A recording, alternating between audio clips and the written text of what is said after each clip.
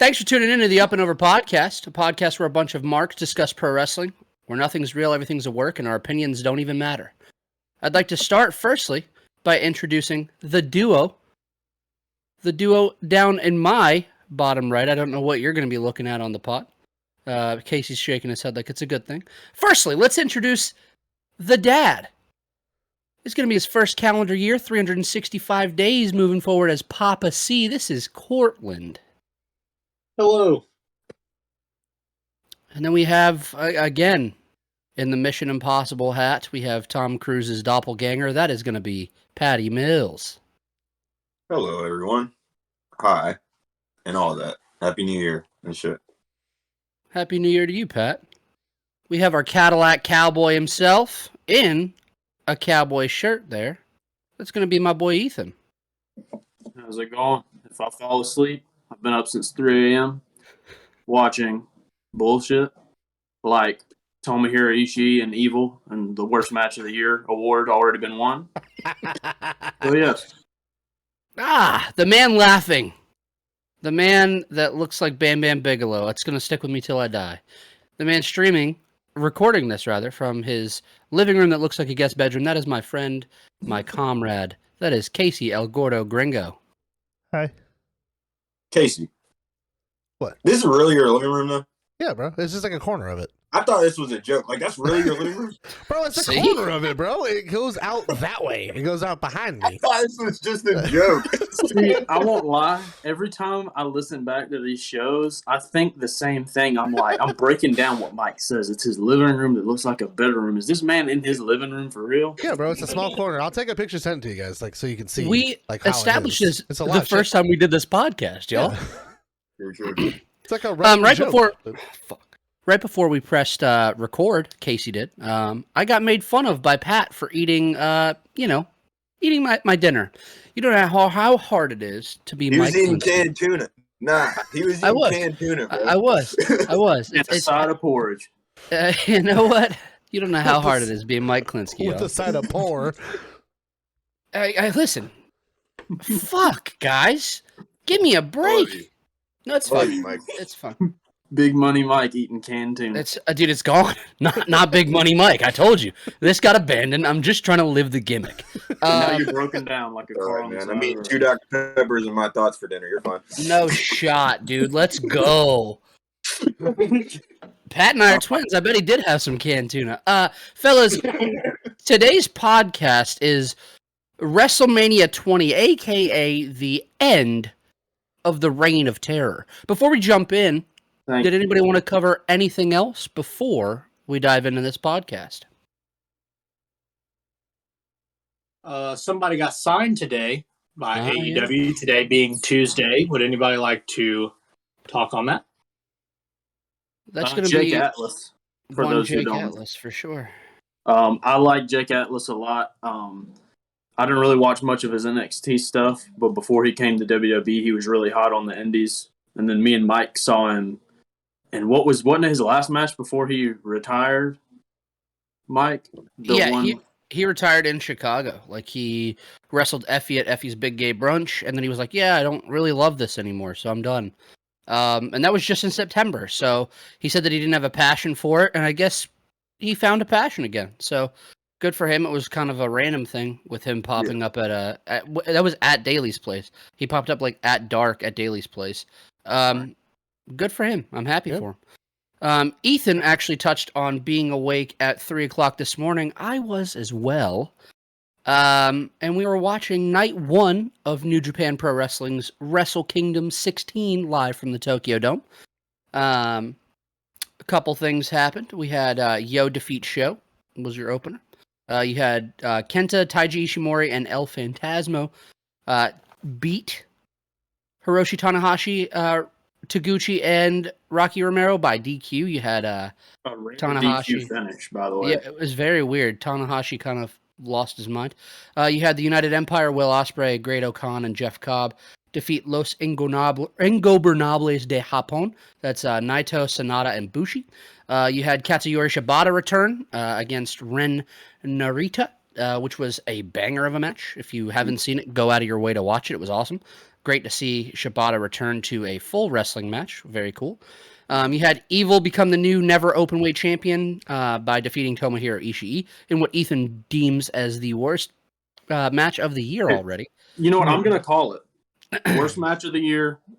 If there's something worse than this, you come see me about it. It's gonna IWA watch Deep it. South is going to run shows. So Are they going to cut off another finger down there or something?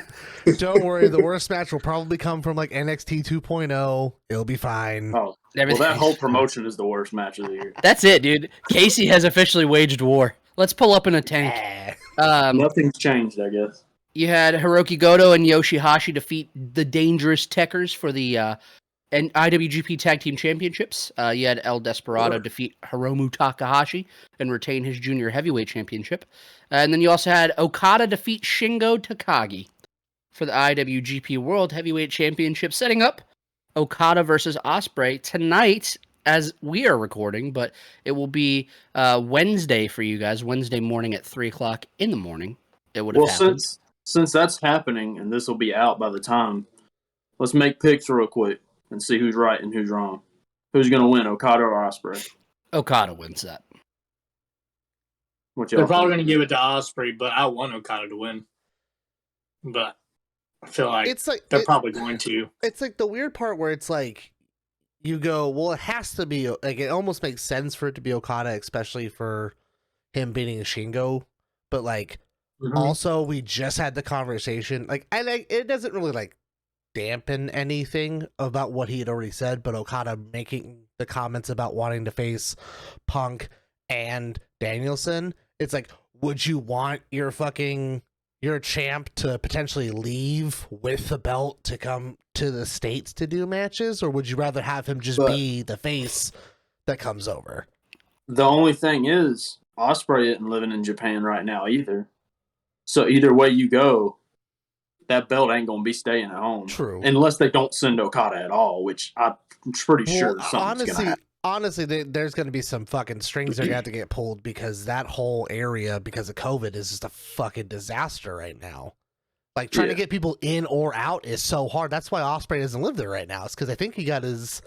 I don't think he has his visa right now to like work for longer periods of time. And I don't think they're issuing any out right now because like, they're like trying to keep it down. Condensed. Yeah. You had CM Punk tweet today. Tweet at Okada and say, "Here's my address. Come see me." And it was the United Center's address. And they're running a show at the beginning of February at the United Center. AEW is. You think that do you think that we do see Okada here in the States? Maybe not. I don't know, because what's the date on the show? February 3rd, I thought. New Japan's running like a whole tour through the end of January and February. Yeah, if Okada's the champ, I don't see them taking him off of that just to come to a spot, especially with COVID getting bad over here again. Because I think it's all just banter. I think we talked about it because it was like it's almost like a running joke about how long Wrestle Kingdom actually is, because it's a 3-day long event, and then there's a tour that happens afterwards for like the entire month. So then it's Wrestle Kingdom doesn't end until fucking March at some point. Yeah. So Cortland, it probably was a cock tease. Cortland, you were going to say something? I think that we could see him on that event, but it'll probably be like a promo calling Punk out, setting it up in some type of way, or Punk just going to hint at it, like in a promo in the ring, make the crowd kind of lose it that he brought him up, make that fire build up a little bit more. We eventually get it. I think it's going to happen eventually. It just has to, right? Yeah. But I think that it's one of those things that I wouldn't mind waiting on it. I don't think that it has to be like so quick. Like, I want it to be a really good build. I want it to mean something instead of him just showing up in February. Oh, hey, next in 2 days on Rampage, which is really tonight for this arena, we're going to go ahead and do this match, and everyone at home is going to find out the taping. Like, I don't want that. I'd rather just build it good, give me a fucking date, give me All Out, give me Double or Nothing, what the fuck ever it needs to be. But set it up, and set it up good. Cortland, you just said an 8-month program, my friend, with All Out. Could you imagine? Oh, I'm sorry. We get that payoff. Do we not want long-term storytelling? We get that payoff in September. Holy The thing shit! is, though, if they're gonna bring Okada, they got to just have him do an excursion. I mean, I don't think you just bring Okada for one match. Let him stay for a month or a month and a half, and actually get your money's worth. Get Punk in, get Danielson in, work him against MJF. But do you want them to do basically the same thing they did with Suzuki, where they just have him do a handful, or do you want them to like milk that out and you can actually get like pay-per-view buys out of that shit? Like you can. You could. I just don't know if New Japan's going to be like, okay, I'm going to give you him for multiple big dates, as opposed to just here's you for a few weeks, you have him and do what you want to do. Fair. You know. I want Okada on GCW shows with no barricade. I just think that is fucking insane. There's no chance Okada will. You just want to go to one of those to be able to try to touch him. You'd be like, ah.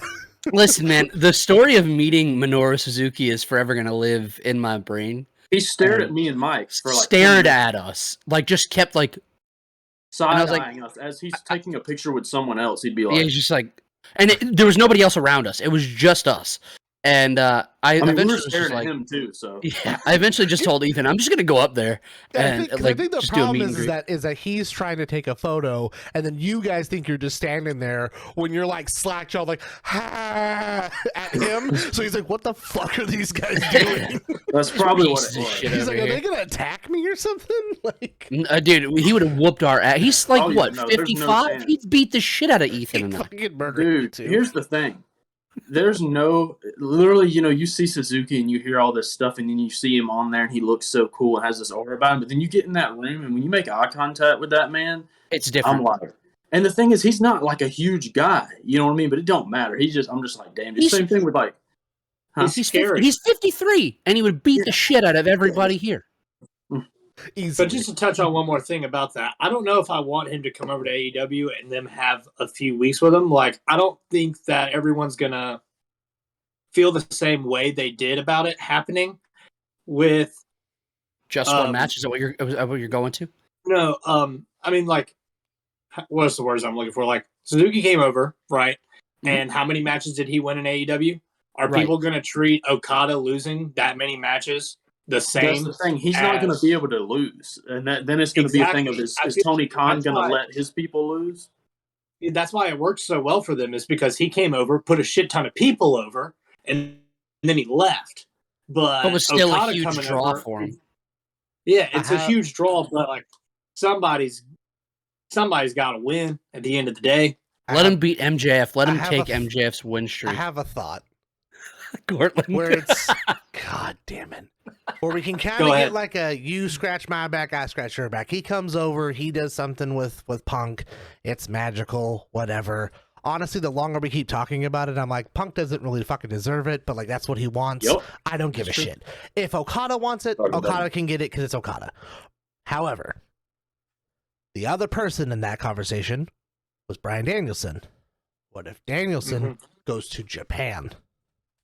He needs to go work the G1. So it's you I have need Danielson you in have the him G1. do that instead. So it's like you don't take Okada away for weeks or months, or you have them do all the things for AEW. You go, cool. Like, I'm fucking mildly aware that like Danielson wanted to go to Japan, so it's like a two birds, one stone. He does something to help New Japan out. They don't really need the help, I guess, but like he does something for them. He also gets to go there. Maybe he does an excursion instead, and then everybody wins. Nothing happens here because we got a Hiroshi Tanahashi tease like live, showed him on the fucking like Tron and everything. Never happened. So we don't get anything happening here. It's all just smoke and mirrors. They're just talking shit to talk shit. Yep.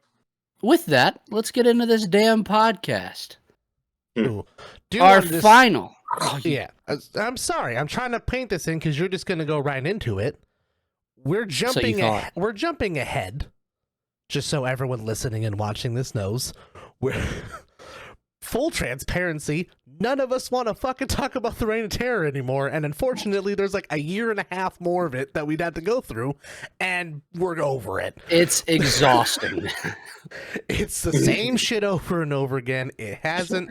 We've been trying to make it as fun and lighthearted as possible, but we all sat down and went, fuck it, let's just do WrestleMania 20. It's a WrestleMania. It's a fairly decent WrestleMania, and then we'll just fucking move on from there. Yeah, we had like 2 or 3 months more podcast wise to go through before we got through this. At a I'm telling you, minimum. man, I wasn't making it, bud. I'm tired. And like, yeah, we're obviously gonna cover other things and not to spoil any things, but like we want you, the listeners and watchers, to have inputs on it. So there'll be things on our Instagrams and TikTok, or not TikTok, but Twitter instead of like your guys' inputs on what we can do. But like, yeah, like this is fucking brutal. It's just tiring, cumbersome, Like if you will. It's like a terrible homework assignment. Yeah, That's But like every 6 week. months. Like, it's easy to do the big four for WWE because at least we have SmackDown on it.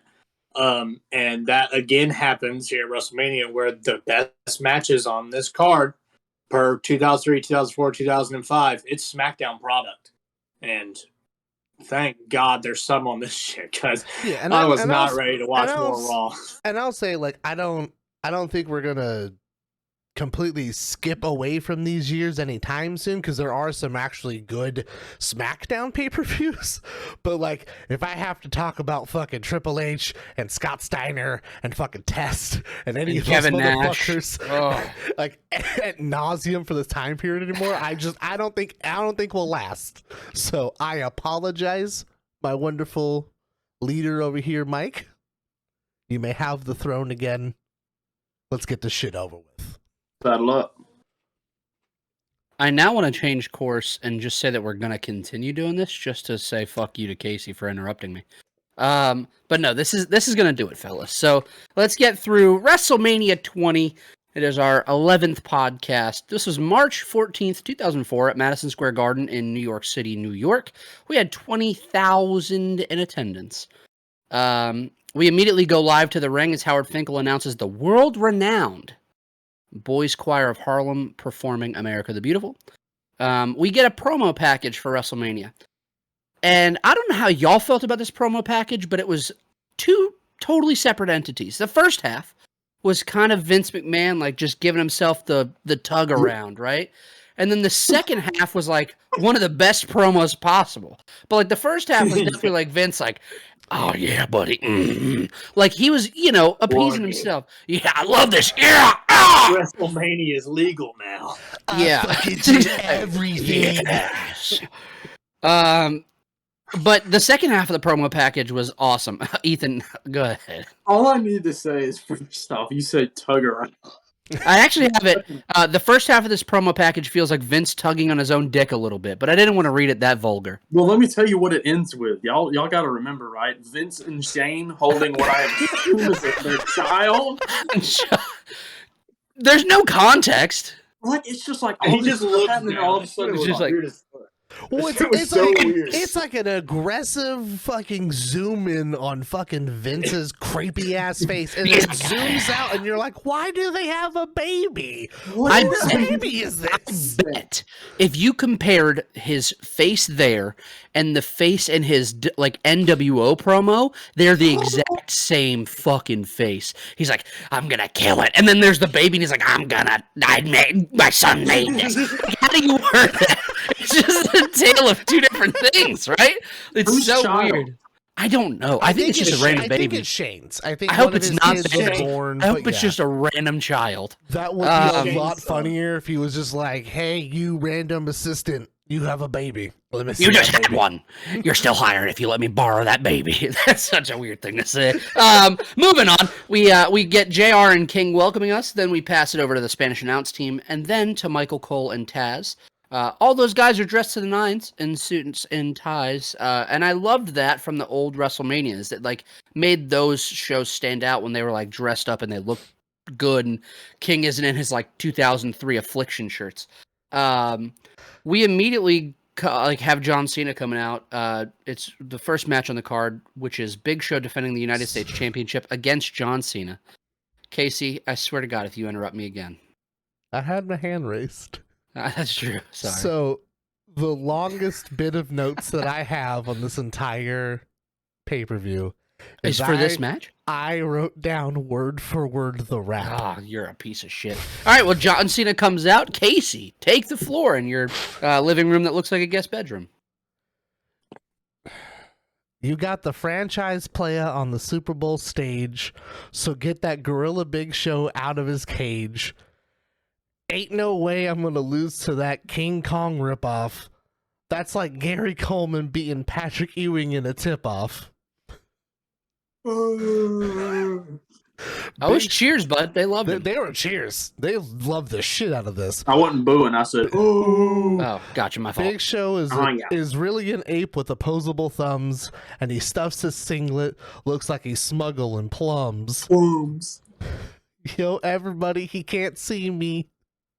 I'm itching to beat him like a penis with an STD. I'm itching to beat it like a penis with an STD.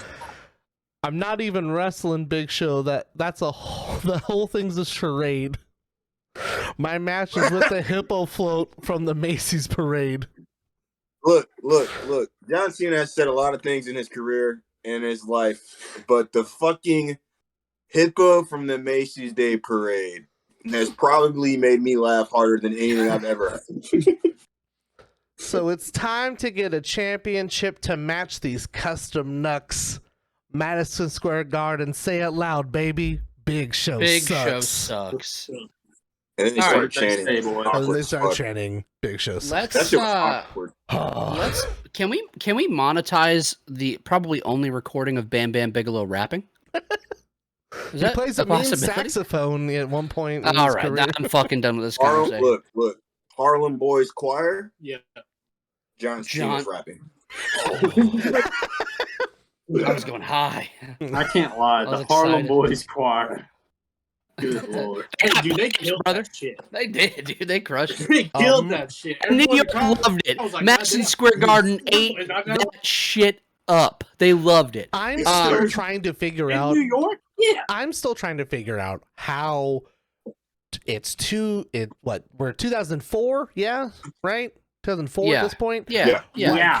I understand that like 9/11 happened a couple years Oh. prior, but like, how the fuck, like What do you want to? But like, look at no. Look, so like, there's no pro America for like 2.5 years, and then randomly at like Armageddon or whatever the fuck we just covered, it's like aggressive America, and it's even more aggressive America now. And I'm like, what the fuck happened for like 2.5 years? Casey. What are you, one of those anti-American sympathizers? I'm with La Resistance. I'll fucking tweet it like Bubba Ray, right? Bully Ray, whatever the fuck he goes by. You'll be on Sirius XM, bud. He's gonna make fun of you. Good. He's going to give you a great idea on Busted Open on how you should book this podcast. Is that what it is? Yeah. I loved watching you say, I know we're only a few years removed from 9/11, and watching Cortland go, of all people that we need to edit this podcast for, it's the guy recording. I watched him process through his head. He was just like, oh, fuck. Like, I'm keeping it and I'm defending it. I'm saying, it's I good. I don't know where like the aggressive amount of pro America happens at this point in time with them. Look it up. Listen. Who There's did no we kill and feel bad about? There's no Go ahead. coincidence that La Resistance shows up. Ethan doesn't know how to pronounce it, and then America, right? There's no. That's correlating, right? I guess. We have Cena out first. I'm tired of talking about this. We have Cena out first, and knowing what we know in 2021 about or 2022, oh Jesus, about John Cena, starting the pay-per-view with him felt crazy to me. But the crowd was mega hot for him. I enjoyed the opener a ton. I thought it was a really fun one. Cena worked from behind really, really well in this. They made Big Show look like a monster for no reason. Just but- to remind you that he's a monster. Casey. There's no reason. There is a reason to make him look like a monster. That's fair, right? He is a giant, right? Then you have Cena trying to pull out all the stops, and then he kind of goes to like his old heel ways, tries to use his chain, and then uses the lock, or is it brass knuckles? I thought it was. It's a lock. one of the This word is life one- knuckles. It's one of the Word Life guys. Yeah. And just cracks Big Show with it, then hits an FU and wins. That looked the title. great. It was awesome. It was very cool. It looked Crowd way was- better than the first one. Crowd was going bonkers for this. I I will give my rating first, and then you guys can cover it. I went 3 flat on it, y'all. Okay. Let's go to Cortland. I gave this match 2.5 stars. Same here. I had it. Listen, it's important that you know I had it at 2 3/4, and I said, you know what? These motherfuckers in the bottom right-hand corner are gonna make fun of me if I don't go a gentleman's 3, and so I did. I bumped it up to a gentleman's 3, and then look at y'all, 2.5. 2.5. Casey. Well, Oh, go ahead, Cortland. Go ahead. What Go was ahead. you gonna You're say, fine. I mainly gave it 2.5, only because I wish that it would have been a minute shorter. It's not that it overstayed its welcome. I just feel like the story could have been told in that amount of time, especially with working the Big Show as being the big guy. You cut this match from 9 minutes to like 7.5, 8 minutes, and you're looking at a 3-star match, especially with the finish being. It's always cool seeing a face do a heel move that gets the crowd pumped, because it's not supposed to happen. You broke the Matrix, like Pat said. Like, you broke the Matrix and then we're fucked. And John Cena did it for like 20 years. He did it all the time.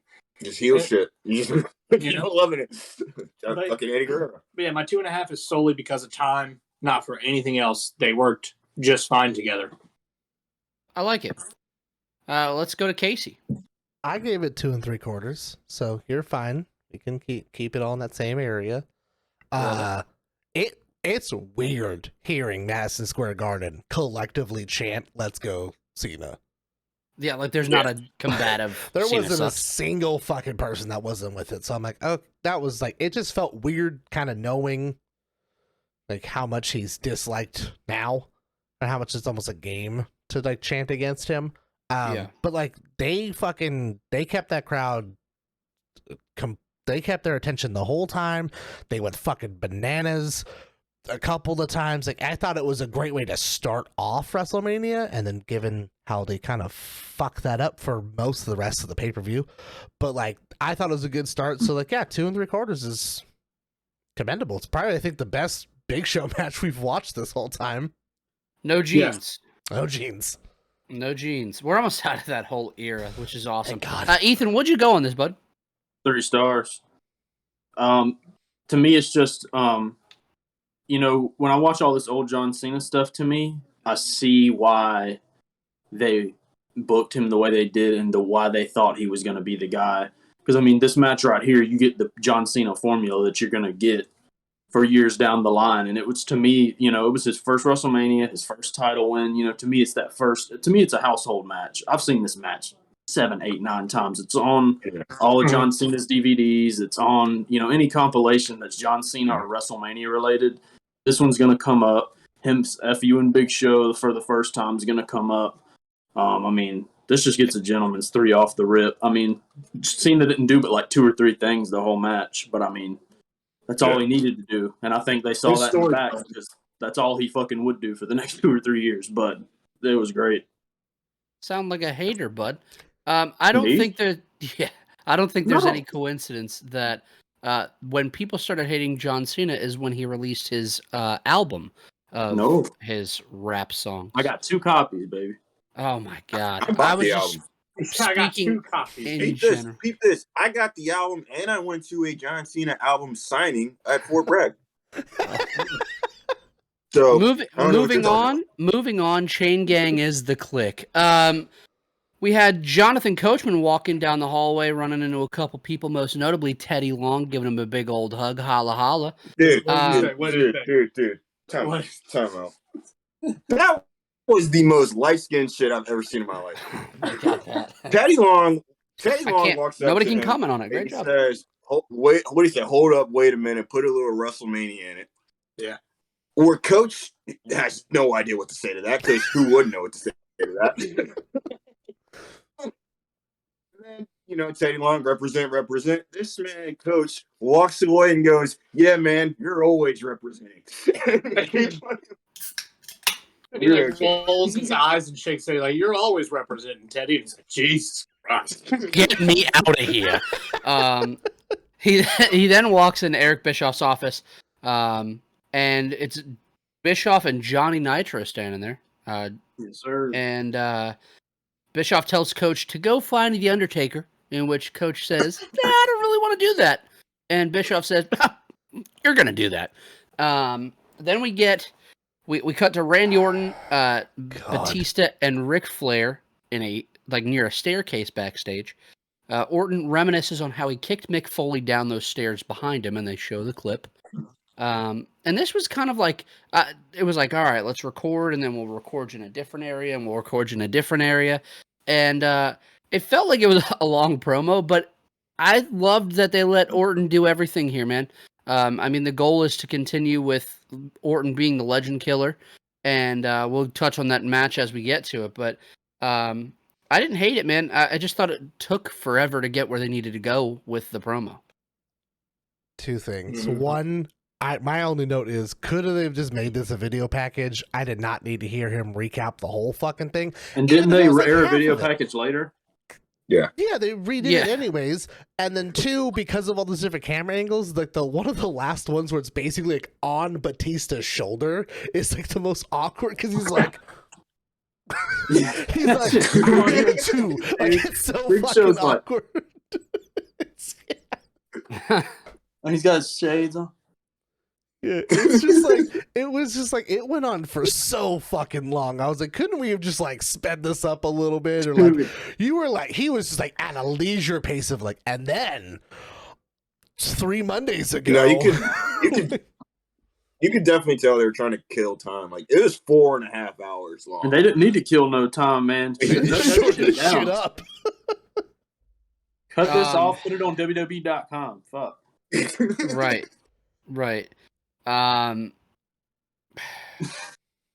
What a shit show. Then we go to one of 2 Fatal 4-Way tag team matches. This is for the Raw tag team titles. We have, and I'm going to read it as I have it because my phone auto-corrected it. Booker T and Rob Van Adam as your champions. Booker T and RVD as your champs, taking on Mark Jindrak and Garrison Cade versus the Dudley Boys versus the Resistance, La Resistance. I have to hop in before anyone says a word. 2 things off the rip. First off, have y'all noticed one thing that hasn't changed after we've skipped like 8 months? They still have the old tag team title graphic in the graphic for the belts. It's been it's different since 2002, and it's been 2 years now, and they still haven't changed it. We've got priorities, man. We got to get fucking Jindrak we got to and get Triple H Cade fucking ready to go. Dude. And then Booker T and Rob Van Dam's hit single. Oh, the first note, Book and RVD's theme is fucking wild. I wrote, what is happening? I wrote Booker RVD mashup song is interesting. It's just like random like hip hop sounds, and it's like, what of a kind, like really randomly. It's such a weird song. It's not even a mashup. It's like they added a little background beat and then threw in clips from each of their songs. Yeah. It's like a random like, hey, what of a kind? Like, it's such a weird song. I would have died to have been in the same room as Pat to hear that, because I'm sure Pat had a pause that and rewind it real quick, Cortland. I need to hear it again. I had to stop, but I was like, what the fuck am I listening to? And they kept it going. It was like a solid minute and a half of that shit playing. I need to put that on Spotify. Yes, please. Top hit. This Casey, let's start with you, because I know you're gonna have a good time with this one. You actually sent it in the group chat. Did they really need 2 Fatal 4-Way Tag Team Championship matches? They did, bro.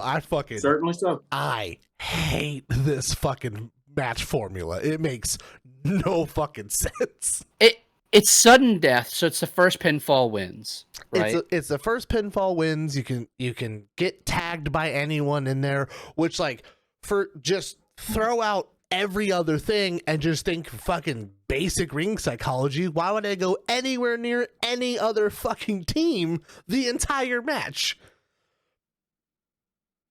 God. And yeah, why the fuck did they go, hey, we have one for Raw, let's do the other one for SmackDown too? Because, like, that should, that makes sense. My next note in all actual this was, anger is being felt right now. Today. It was the yeah, it was just not even finding words. It hurts I watched all this today, guys. I am did too. tired. Me too. I did Hurts too. my It's brain. My next note, though, during all this was, yes, Jindrak and Garrison Cade. Anyways, like, I was like, Name one thing they did in this match. I had to look up who the fuck Garrison Cade was. They had an entrance. Really? That's did not remember him at all. Lance Cade and Trevor Murdoch, baby, 2006. I remember Trevor Murdoch. I don't remember Cade at all. Rest in peace to the king. Yep. Yep. They had an entrance, Ethan, to answer your question. They had an entrance. That's all I could say that they did in this match. The only other thing I have written down was, yes, let's do rest holds in the middle of a fucking fatal 4-way. Dude, that's just horrible, bro. Okay, I'm going to circle back now because you had brought this up, Mike. Bubba Ray the other day had tweeted, like, how to get yourself over in 2022. And I'm like, you're a 10-plus year veteran in this match, and you let this dog shit happen. You thought that psychology would make sense to have someone do a fucking rest hold in a tag team fatal 4-way match for, like, half the match. Wasn't a rest hold, brother. He was trying to win by a headlock, brother. Also, talk your shit, Casey. Let them know. I'm gonna talk my shit because he brings up that if your entrance music isn't as is less popular than your moves are, then you're not over. I'm like, no one gives a fuck about the Dudleyville song. They all said get the tables and fucking do a 3D. Yeah.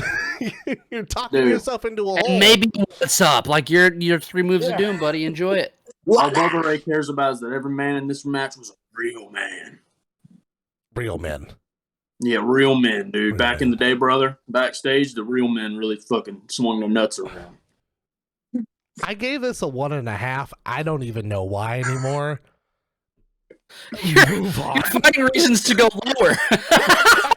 Honestly, the longer I talk about it, I'm like, fuck. Honestly, I'm sticking to what I wrote down, but a 1.5. Ethan. I give it 2 stars. Because the one for SmackDown, the one for SmackDown later is fucking worse. At least this had some decent little shit packed in there. Jindrak and Cade were worthless. They did nothing. Fucking Booker T and Rob Van Dam did some cool shit. What's so goddamn funny, boys? Everyone just listened to me lose my fucking mind for like 5 minutes, and then you're like, it's okay. The thing is, it's nice to hear someone that's like rational right now talk. Hey, that's fine. I've lost my mind. You know, it made me feel like I'm an idiot because I was over here looking at my 2 stars, and you're over here like 1.25, maybe. I was trying to find reasons to go to a 1. Dude, don't look for a reason. Just do it, man. No, I'm a man. I'm a man of the notes. Okay. All right, who's next? Let's go with Pat. Pat knew it too, man. I watched him almost start talking before I said it. He was like, "Yep, it's coming to me." I'm gonna be honest, man. I'll go 1 3/4. I didn't rate it at all. I'm gonna go 1 3/4. It was honestly a horrible match, though. Like, let's keep it $1.50. It was really, really bad. The ending was okay though. I'm not gonna lie. But Casey, I'm gonna double down on you here in a minute. Cortland, what did you go on this, my friend? I'll give it 1 3/4 as well. My only gripes about this match is Devon never tags in. You know, like you said, rest holds for half of the match. That's only 7 minutes long. There's no fire in this match whatsoever other than the crowd eating it alive. They're the fire of this match. And the crowd feels like they're pushing it to get the fuck out. And luckily, I think that they read on that and they got the fuck out. And, yeah, that's all I got to say about this match. I should have gone lower. At least someone read the crowd on this night, because 2 men later on didn't read the damn crowd at all. All right, go ahead. I actually have that note too. Cortland, I don't think you should have went lower. I think 1 3/4 is right where this needed to be completely honest with you. I feel that. I think it's definitely it's worth the 1 3/4. I just, for WrestleMania match, this shit should have been on heat. It's obviously a payday just to get 8 guys bunch of paid. people paid. That's what I have. This felt like it was a match to get a Think of the lot of Mania these card, guys dude. paid. 16 Mark Jindrak had guys. to eat on this night. He had to get his bonus pay, bud. That pay-per-view money. And then you get that Mania money, nothing's fucking sweeter. So, I mean, you got all That's those it. dudes in the match. However, sometimes that does hurt you, though, because, I mean, we've heard about people doing battle royals at Mania thinking they're going to get a big cut and realize that match has X amount of money divided between X amount of people. So sometimes not a great payday, and you also eat the bed. So, Yeah. The finish of this came when, here we go, the Dudleys go for a 3D on Booker T. Garrison Cade, Ethan's new favorite, runs in, takes out Bubba, and then Rob Conway takes out Devon. And then Booker T hits a scissors kick, leading to Rob Van Dam's 5-star frog splash on Rob Conway. They retain. I want a 1 3/4. I will say, Devon realizing that the 3D didn't connect to him, being like, what the fuck? Like, audibly was like, the hell happened? Dude, Bo Ray got fucking annihilated. He got taken out, baby. I would have died if at that moment you have Jim Ross call it a flapjack, because I know Cortland probably would have broken his TV. I know Cortland probably would have broken his shit. Dude, I was Because waiting on I him remember to call saying, it well, that. there's a flapjack for you. That was damn flapjack. Similar bullshit. Yeah, I went 1 3/4 on this. Casey, my question to you is this or Tori Wilson, Dawn Marie? I mean, unfortunately, this, like, you know that, like, it, like, at least this is a 1 3/4. I love that I That's a pop you star guys in a 3/4 bad more. way every time I mention that, but I'm never letting it go. Okay, moving on. We had Coach backstage. Go ahead, Casey. What you got to say? Open up. first of all, it's like, you're gonna be like, okay, so, like, listen, fucking Kenny Omega or Chris Jericho or Dawn Marie or Tori Wilson. Never said it to a good match, you piece of dog shit. Let's get it straight. You're gonna do I think it it'd one be better time. Trying to hear about my good man matches, Mean to be Gene. honest. I'm going to shock y'all in a little bit. It's fine. Coach is shown backstage looking for The Undertaker. There's This is a good one. mysterious My favorite noises, segment of the night. weird, creepy noises. Fuck off, Pat. happening I gotta take my happening seatbelt off for this. through a door. And who comes out but Mean Gene Okerlund, covered in My some man. smooches. And then you also have his damn t-shirt. Then you also have Bobby the Brain Heaton. He comes out covered in kisses. And who whole new comes out? meaning to the brain. I was gonna say, I bet he showed his brain. Then you had you had Mae Young and Fabulous Moolah come out, and they're kissing all over him. The only thing that I have from this is when they cut to King and Jim Ross. King says, "What do you think they were doing, JR? I bet they were playing Naked Twister." No. And you know what comes he next? also says, We learned a new word on this night. We have carpet burn and denture burn. Oh my god! DB or CB? What you want "This tonight? dude fucked us up." Dude, man, said, I think the brain had denture burns. I was like, no. My note for this is just Coach walks in on old people fucking. I That's it. have Gene Okerlund getting his fuck on in the backstage area with 3 question marks. I love how Bobby the Brain goes. Wait, us. It's not what you think. The door like open. What a mess. What a fucking mess. Our next match was a very good match, and I'm actually going to pass it to a peep that I know. The man... Oh, I saw him look right at the camera. I'm passing it right to you, Court. Go ahead and take us into this match, my friend. We get Christian versus Chris Jericho in a grudge match, really.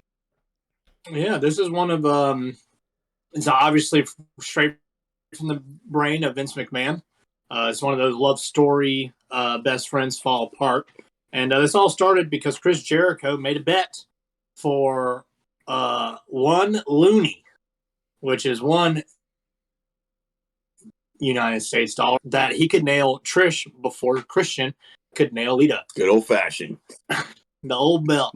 And of course, Nail her the down. story goes, Chris Jericho falls in love with Trish Stratus, and this begins the rift between two friends that could only end here at WrestleMania, and this is a solid match. I think that the main thing that I would take away from it is that these two under the bright lights are always going to put on a spectacle no matter what. And I think that they're one of those, these two getting the crowd back is one of the things that was detrimental to this pay-per-view. And I don't know if they switched stuff around or what they had to do, but this match definitely brought everyone back to remember, like, oh shit, we're actually at a good wrestling event.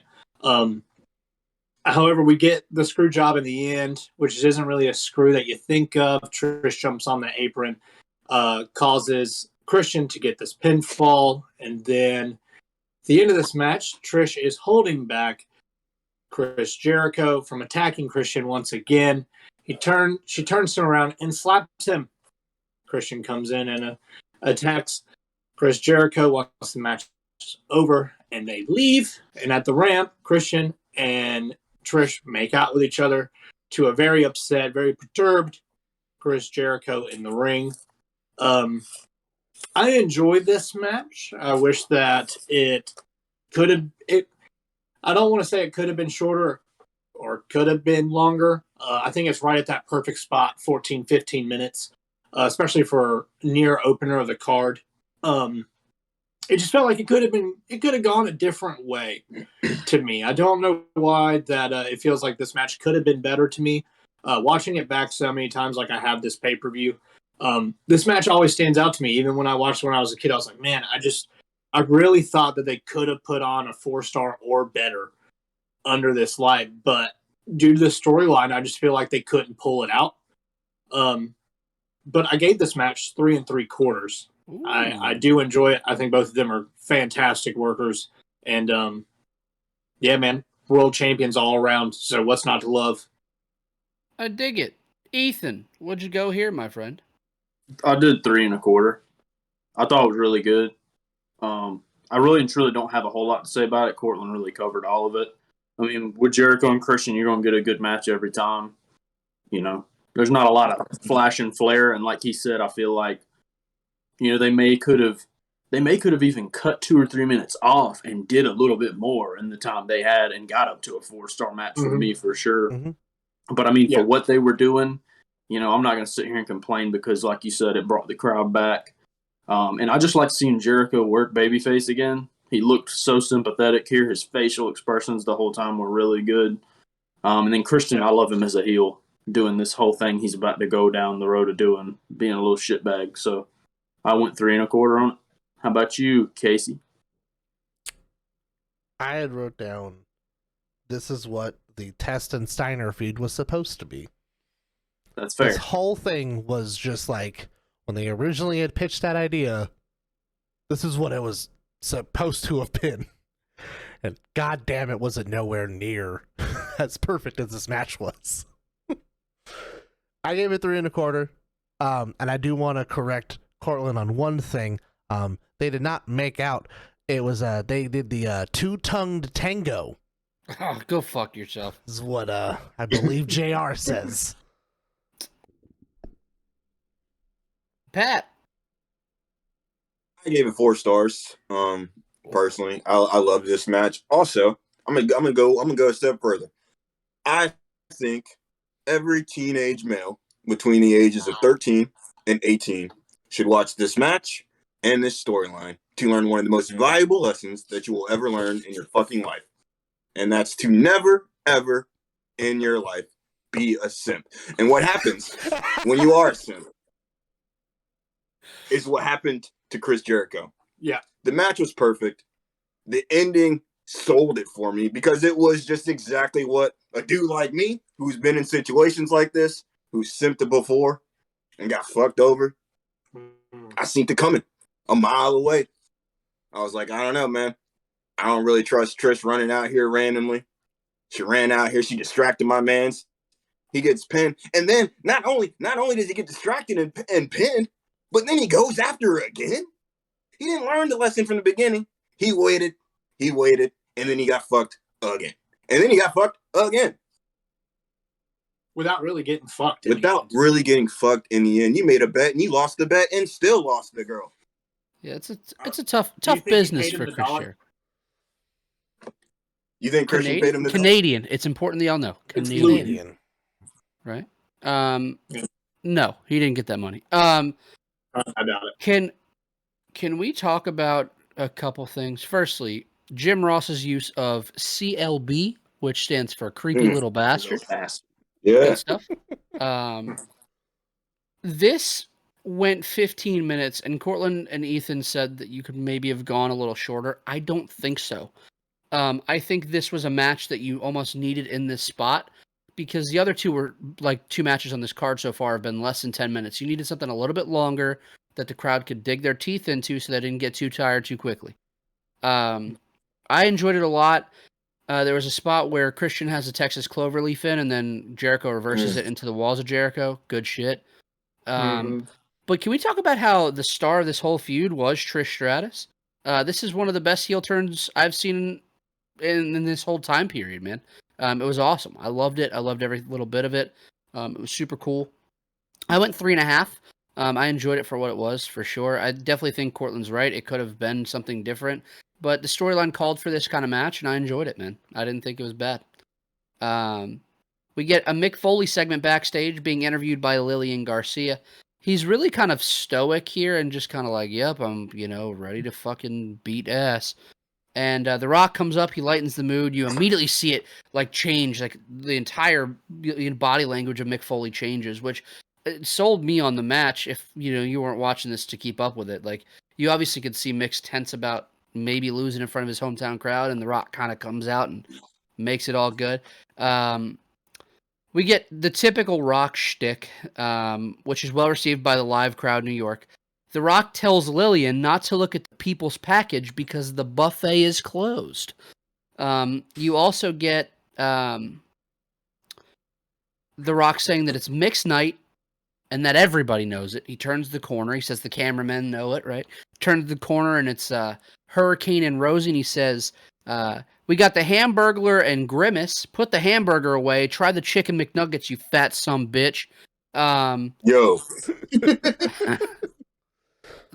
Awesome. I mean, he's so good at ad-lib and shit, man. It was a silly little thing. Just kind of hyped Mick up for the match, which we're going into next, man. We have Evolution, which was Ric Flair, Randy Orton, and Batista taking on the Rock and Sock Connection in a handicap match.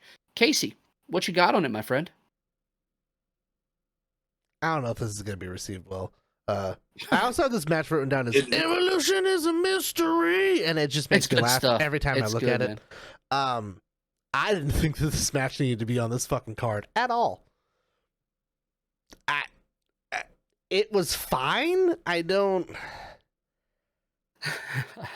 just like it feels like the same thing that we're having with fucking the fatal 4-way tags on here. It's like, how many people can we get on the card?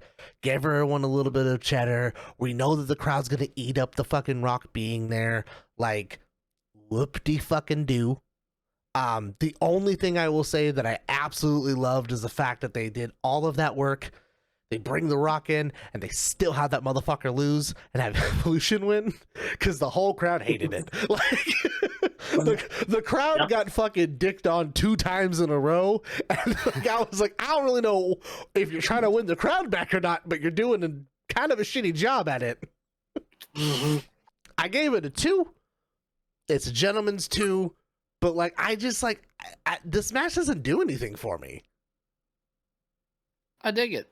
Yeah, go ahead, Pat. You're fine. Pat's so excited. I'm just gonna say that I agree with Casey. I gave it a 2 as well. I could have never watched this match in my life and I didn't give a fuck. Like, I love The Rock. I love Mick Foley. I love Evolution. I did not love this match. I'll tell you that much. Court, I see you look so sad over there, man. What you got on this? No, I mean, as a kid, I was excited about this match. I thought that, like, and I wasn't thinking about anyone else in the match other than The Rock and Randy Orton. These are the two that I wanted to face each other. I was like, oh shit, Rock's coming back. They're going to do this thing. And he might stay, might come back a year later, have this match with Randy Orton instead. A year later, I believe we get Randy and Taker, no? Is the next year after this? For sure, Yep. yeah. Okay. Instead we get that, which I love that match as well. Yeah. But for this match in particular, I gave it 2.25. I think that everyone played their role as what they were supposed to do. Batista looked fucking huge and did all his huge spots. Ric Flair looked like he's been on coke for 60 years, which he has. And Randy Orton is the legend killer, and it just cemented his legacy even more. RKO is your finish. Randy Orton deserved to be the winner of this match. I believe it went like 17 minutes, something like that. Jesus. Good It's a long time. It's a long time. That's my gripe with this pay-per-view in this Mania. It's like Pat said, they're fucking killing time here, and they just don't. They don't fucking need to, bro. You didn't need to make this 4.5 hours long. Like, you didn't want to do it. I get making a 4-hour pay-per-view because if you had Time Warner Cable at this time, you paid $110 for this pay-per-view, Right. which my parents did. So Pat Gwynn was on that. If this thing's 2 hours, there ain't no way. And then he was mad that it was Sunday and I stayed up all night and it was a 4-hour pay-per-view and I had school tomorrow. He was also pissed about that. But yeah, man, this match is 2.25. But it just killed time, man. Killing time. Ethan, you were ready to talk before, my friend. Go ahead. Oh, sure. I try to be unbiased with how I rate shit. And this is one of those things where, did I give a fuck about this? No. But it's just been playing the hits. I mean, you brought Rock in, you did the Rock and Foley one more time. This is the closest we ever got to a Rock and Randy or a Rock and Batista match. I mean, for nostalgia purposes, I think it went too long, 100%. That's my biggest gripe with it, is it went too fucking long. I understand why they booked it, and outside of going too long, I think it was fine. They did all their little stuff and got all your pops. The one good, cool thing was when Flair went to do the people's elbow, and then Rock popped up while he was strutting and smacked his ass. Like, the little shit, you know what I mean? It's not great shit. It's not shit I would really even pop for. I really don't give a fuck. But it's cool little shit. I went 2 3/4. So Casey said it best. I actually laughed when he said it, but his response was, "It was fine." That's the first thing I have written down. This was fine, I suppose. This was to progress Randy Orton as the legend killer, right? You bring in The Rock, right? One of the top 3 guys that you've ever had, right? Stone Cold, Hulk Hogan, The Rock. They've got to be up there. The Rock was kind of brought in, I guess, to pull more pay-per-view buys, is really what it felt like. Like, he was just kind of there. And you have Randy Orton hit the Flash RKO for the 3, right? It was really a progression of Randy Orton as a character, getting him kind of developed a little bit more, and giving him a WrestleMania moment, right? So it was fine. It was 17 minutes, man. Trim this thing in half. You do plenty with it, even less than that, 7-8 minutes.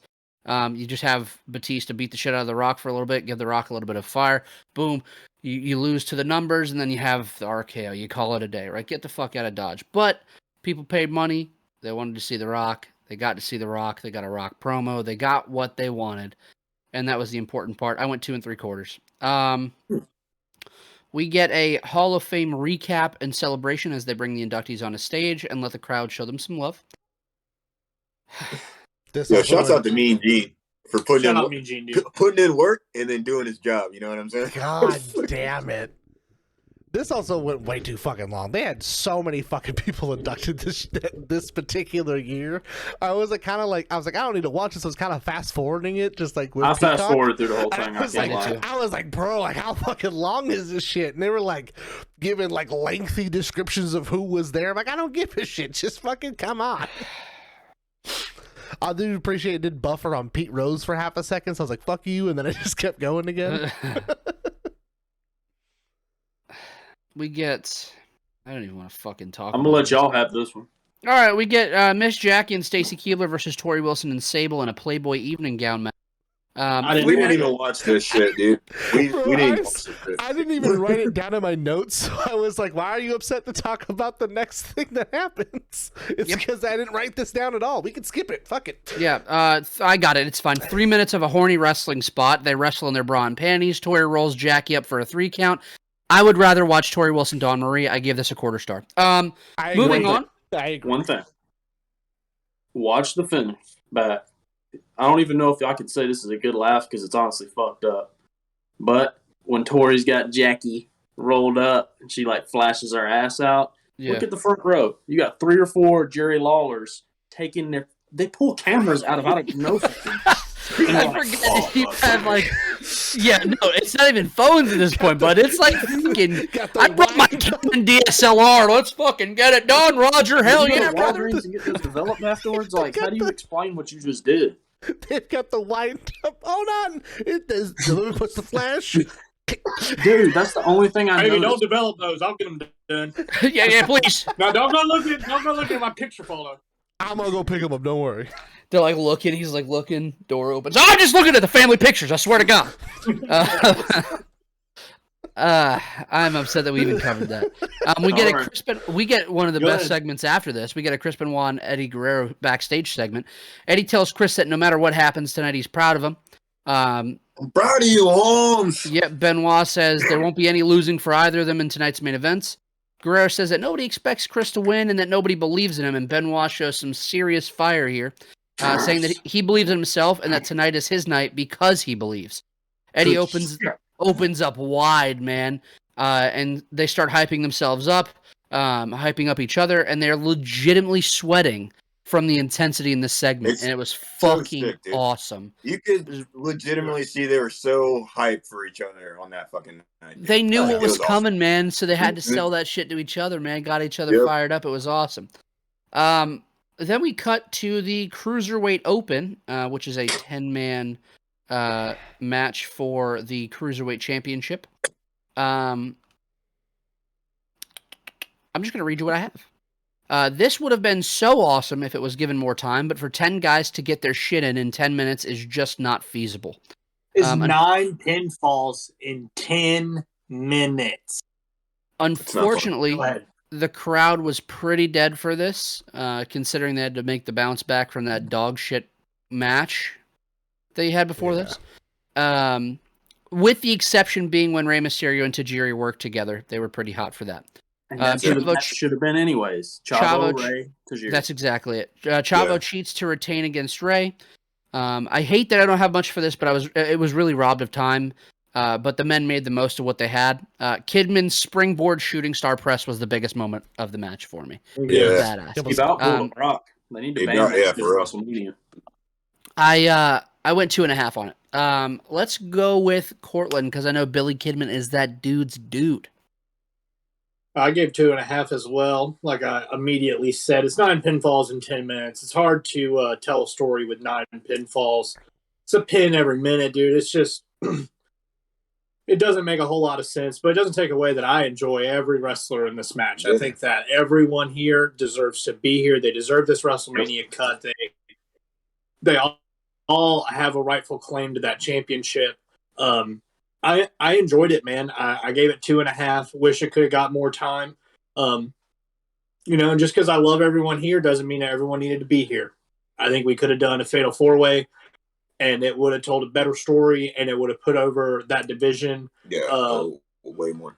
Moons and moons ahead of where you were sitting at that moment. I think that this was kind of just Rey Mysterio's night to just while out a little bit and showcase what everyone can do. And I'm glad that SmackDown on the announce team just hyped how great Cruiserweight Champions and Cruiserweight division is by itself and how you need to watch SmackDown if you want to watch this. And that was the whole story for this match. And, I mean, it did great. It did wonders for a lot of them, I imagine. Yeah, let's cover who was all in this match. We had Chavo Guerrero, your champion, came out with his dad, Chavo Classic. You had Akio, Billy Kidman, Funaki, Jamie Noble, Nunzio, Rey Mysterio, Shannon Moore, Tajiri, and Ultimo Dragon. What a list of names, dude. You just named off a hell of a list of people that people still talk about it being like one of the best. And they were all there at the same time. It's crazy. The thing that you said about the SmackDown announce team, I will say this, and I've said it multiple times. I don't know if I've said it on the podcast, but I have tweeted it. When Taz gives a shit about a match and gives a shit about the people in the match, he's my favorite announcer. Yeah, he's good, man. And he was awesome through this. Yeah, He's a guy when you can tell like he's into it, and he's like pseudo doing play-by-play and shit, and he's like, that shit's cool. It's real nice to watch. I like Taz. Yeah, and you could tell that he cares about like the smaller guys because he came from ECW, and that's kind of like they showcased a lot of those guys. And he's right? not much bigger than these fucking guys are either. He's not. Yeah. Casey, since you started talking, brother, let's jump over to you, my friend. What do you have on this? And did you have anything that you wanted to add to it? First of all, every time I see Funaki, I pop and I go, #1 announcer. Every fucking time. It's like a curse. Indeed. Going into people's entrance songs, Billy Kidman, hands down, still has one of the hardest fucking entrances ever. Bro, every time it comes on, I'm like, motherfucker, this is hard as shit. I'm like, I always get pumped because I'm like, the other hell, I'd do a shooting star press if I was coming out of that shit. The negative side of that is why does Tajiri, Funaki, and Ultimo Dragon all have very borderline racist entrance songs? They all have the same like. I was getting kind of confused because they all kind of have the same like entrance, like the beginning of it's all like the ding ding ding ding ding, and I'm like, why are we doing this? And it didn't change. No. You ended up getting you had Kenta. You had Kenta in the United States, right? As it's like they basically were just like, all right, we're just gonna drag and drop this onto his, and then that's good shit, pal. I want you to take that dong from the Undertaker and take it up about 3 notches. That's his song. I don't know why I heard "take that dong" from the Undertaker. Take that dong off. It threw me off. It definitely threw me off. I wanted to touch on Kidman's springboard shooting star press. If you didn't catch, I had to watch it 3 times to fully catch it. On the coming up part of his head, he fucking annihilates Nunzio's face. Like, he catches Nunzio's jaw because of the way he has the springboard to go to the outside, and he damn near knocks Nunzio out of the match. Like, it's bad. Like, if you just go, like, honestly, like, the match itself, it's one of those things where we're like, they went, hey, we just lost the entire crowd because we shit on them for 2 matches. We gave them a really weird, horny match. All you little guys, go do a bunch of flippy shit. It's gonna jump make the around. Crowd, yeah, they're like, go do stuff. It's gonna make the crowd stupid. They're gonna like it. Do the flips. So like, they at least worked for that payday. So like, it's messy.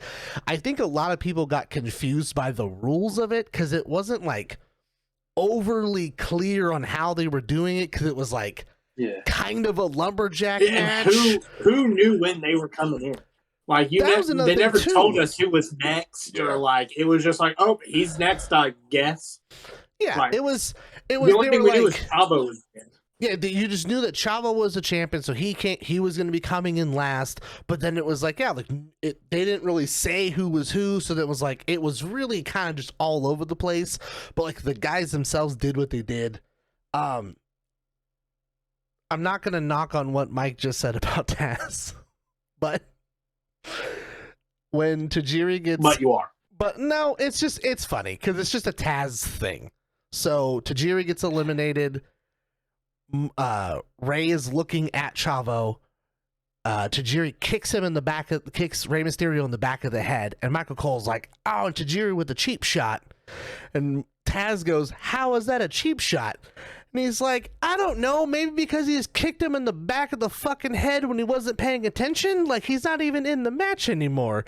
And it was just funny because, like, Michael Cole's like, why the fuck do I have to explain this to you, Taz? Like, Taz does and says shit. Taz does and says shit to pop himself. I'm convinced. He does it to this day. Because he said it, and like just the way Michael Cole responded was like, how the fuck are you alive? Like, how have you made it Taz this is far? Taz is the walking embodiment of the "what do you mean by that" meme. Not to go backwards, but in the Raw's Fatal 4-Way Tag match, King said something that made me so mad. He asked JR if it was legal for an opposite team to tag someone. He's like, "Oh my God, is that legal?" It was a blind tag. It was a And blind he was tag. like, "Yeah, JR." He was like, "Yeah, King, it's legal." And he's, "Oh, I didn't know." Well, because it was like he was Like, of just course you fucking. because he was doing the thing where he was like trying to push like, oh, like this is a team that I want to win. Like I want La Resistance to win. I think is who he's going for. But then he was like, it's like literally, it's like almost just comical because it is like 10 seconds later he gets blind tagged by like Bubba. So he's just like, what the fuck? What happened? It's not working. It's not working. He's like, I just said all this. But yeah, 2.5 for it. Let the Flippy boys do the Flippy shit. Big Ethan. We all went the same, boys. 2.5. My only thoughts are, it's another thing where you're putting everybody in here just to get them on the card. It could have benefited so much more if you just ran Chavo, Ray, and Tajiri. And fuck, dude, I love this idea of this thing. But why not put it on SmackDown, bill it, coming out of this, you know what I mean? Have Chavo and Ray and Tajiri have a great fucking match and then be like, hey, you fuck with this on SmackDown, the whole division's coming out. Give them fucking 45 minutes to work and actually explain the stipulation instead of just basically lining 10 dudes up and saying run in whenever you see a chance. You know what I mean? It's just kind of whack because in a way it's like, so thrown together, why is anyone going to care? They're going to be amused in the moment by these guys doing this stuff, but then at the same time, there's no substance to it. No one went home talking about this shit. But 2.5. Cortland, go ahead. What you going to say? I said, don't leave out Jamie Noble. Never leave out Jamie Noble. We are what? We are like a year and some change out from Jamie Noble being James Gibson beating CM Punk in Ring of Honor. Come on now. Show some fucking respect, bud.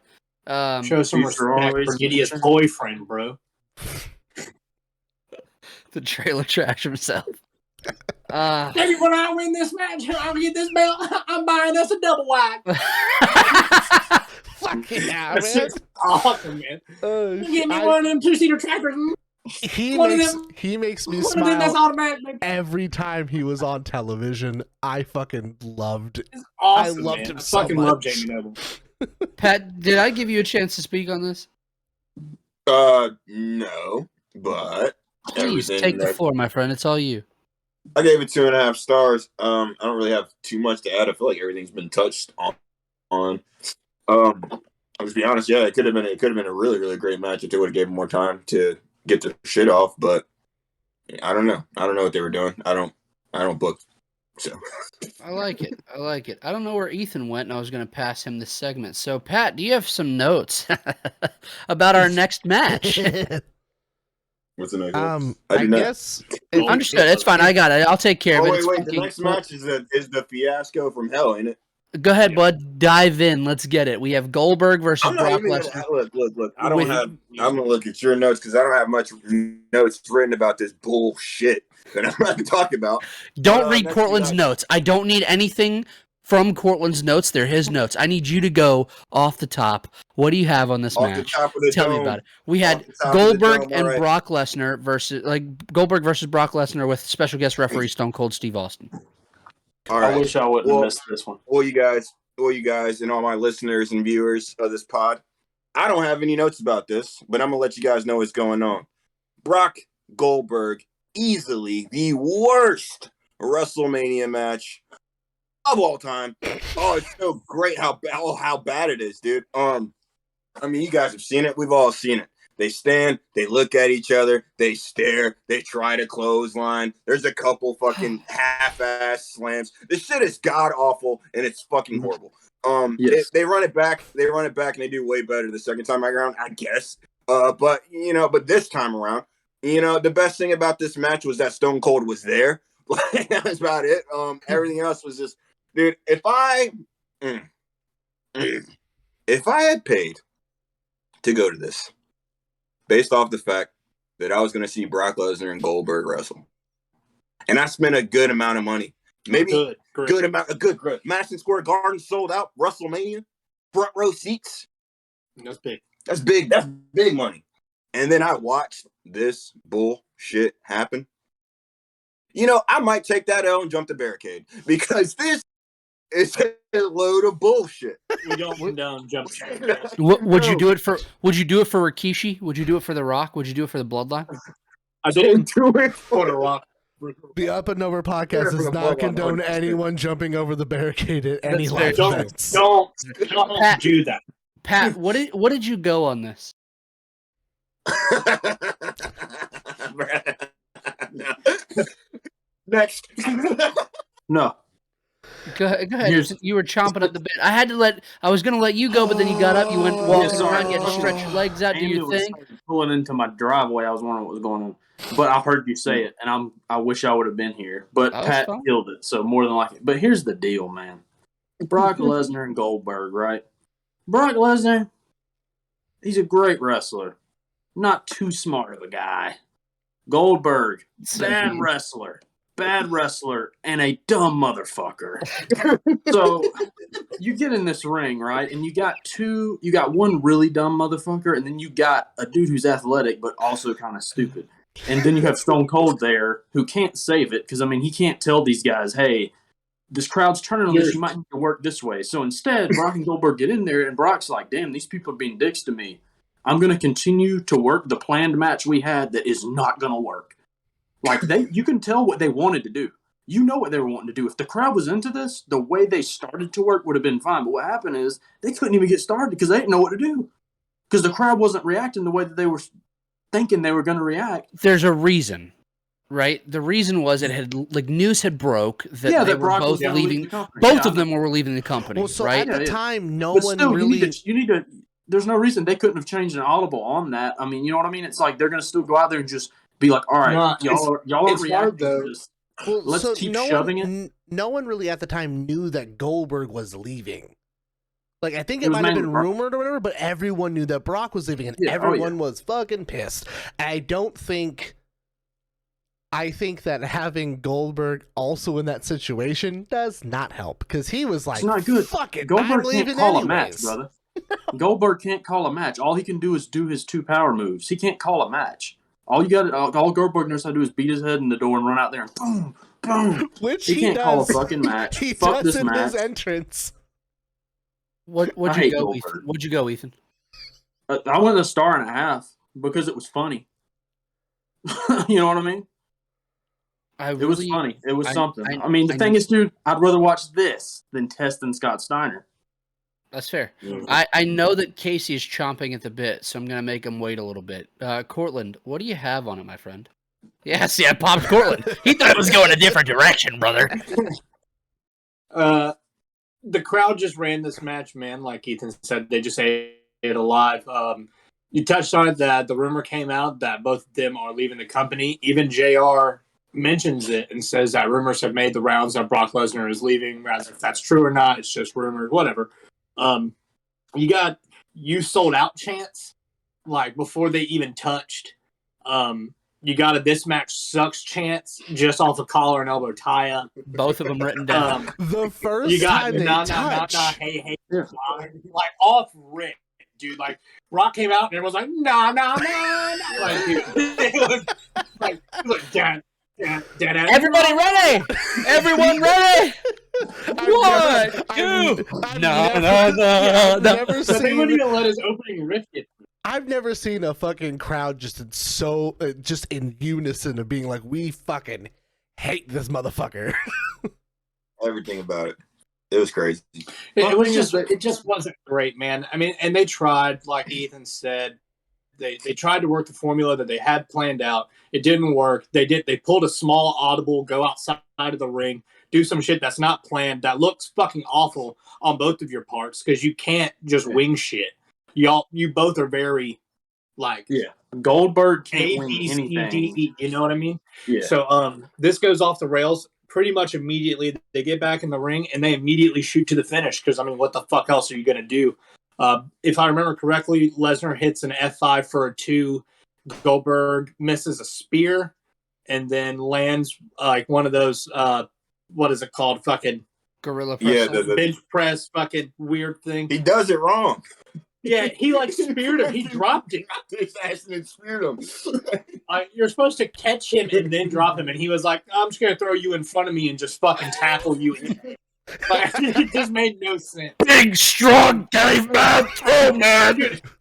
And even JR doesn't know how to call it because he's like, "Hey, bench press spear maneuver." Like, Yeah, because what the fuck is that? it's a gorilla press slam with a jackhammer combined. It's a really weird thing, but yeah, he's like fucking eats him, and he's like, ah. Yeah, man, I gave this match a 1.5 stars. Goldberg's a winner at a jackhammer. 13 minutes. Could have been 13 minutes less time. Almost 14. I mean, you're talking 13:48 on it with runtime entirely. Dude, when you get out there and they're reacting this way, not to circle back again, but dude, if they had any fucking brains, take a minute. Cut it in half. The thing is, Brock's the shit out of each other. You know, that's it. That's the you thing. got Just 4 go through your barricades. stuff. Go through 2 of them. There's no need to stand there and stare at one another and look at Stone Cold and everybody's chanting funny shit. Just go out there, dude. Throw some elbows, which neither one of them know how to audible anything because they're fucking stupid and Brock probably didn't care. But if you were just ran that finish, been done in 5 minutes, save yourself the embarrassment, buddy. You can still flip the crowd off on your way out, bro. Yeah. Like off it. Yeah. I'm pretty sure Brock flicked off the crowd before the match even fucking began. As he he turned to leaves, RK too. and was As like, he "Fuck leaves. y'all." As And he I was leaves. God damn. Anyway, Yeah, and that's his last Ah, match. That's his last match in like for 8 years For, in like, WWE. For just shy of a fucking decade. Yeah. God. It's funny that Ethan said 5 minutes, right? I have this was just short of 14 minutes, and this ran 9 too long. And really, it should have been cut short by Stone Cold. He should have been able to make the play and just say, "Hey, let's go home now." He should have cut it short, seeing as they weren't going to get the crowd back. This crowd was not regainable for them, and I feel like it's a little bit of sabotage on Stone Cold's part because he saw it falling apart and he was like, "These are your A's, bro. This is who you wanted me to drop to a King of the Ring tournament." That's fair. And he just fucking left. And I'm here healthy right now, and I don't give a shit about what you just booked. I feel like the crowd kind of shit on the next match because of this segment, which sucks. Which it wasn't good, but we'll get to that. I went. I'll wait. Casey, what do you have for me, man? Anything to add? And so I'm gonna say something. I'm gonna say one thing positive about this match. It ended, which is that watching the like video package of this. If you go in and like try to erase this match from your memory and watch the video package, you're like, oh fuck, this is gonna be a good match. Like they put effort into it. They had like the whole thing where Stone Cold gives fucking Goldberg a ticket to No Way Out, and he's there, and he screws the fucking match and stuff. Like they had story to this. Like fucking like there was like work put into this. They had a fucking there's the Royal Rumble, there was No Way Out and stuff. Like they did, I feel like, a good job up until fucking Goldberg comes out. It is very funny that like it's coming out like now that like Goldberg said like I shouldn't have hit my fucking head on the door when I went against Undertaker in fucking Saudi Arabia, and I shit you not, when they pan to the back when he's coming out, you just see the whole fucking door shake because Mongoloid over here has to fucking headbutt everything. I'll never understand what's so cool about Bill Goldberg. The tribal, brother. It was the shit in the 90s, bro. I'm not even in the front. It was the coolest shit in the world, bro. If you look at the three of them, Brock, fucking Goldberg, and Stone Cold in the ring, you just go, oh, cool. Like, Brock is just us kind of put together, and fucking Goldberg's just a shitty copy and paste version of Stone Cold. Like... Yeah. It never made a lot of... Like, I understood why they did it, but, like, I don't understand why we brought him back. Like, not a single person in the back was like, he can't fucking wrestle at all. Money, dude. It's a hell of a thing. I didn't time it, and I wish I did, for how long these fuckheads just stood in the ring and circled each other, and just also, so time how long it is before they do their official tie-up, and how many times Brock and Goldberg both audibly say fuck. It's multiple times. The funniest part of this entire match is they're standing in the ring. Goldberg's all hyped and he does his ha, and Brock looks back at him and goes, eh. It's just two grown men and him going, man, backward to him, because the whole crowd at this point, this is like 2 seconds into the match, are fucking just shitting on it. So everything's going horribly immediately. I'm not saying that Stone Cold did or didn't help, but it did look at one point they were doing a rest hold, and I feel like Stone Cold was like, you guys have to do something now. Like, it kind of looked like he was like trying to be like, I'm a ref, but also was like, hey, like, let's get the fuck out of here because they're gonna kill us. He's like, can we fucking speed this up a little bit?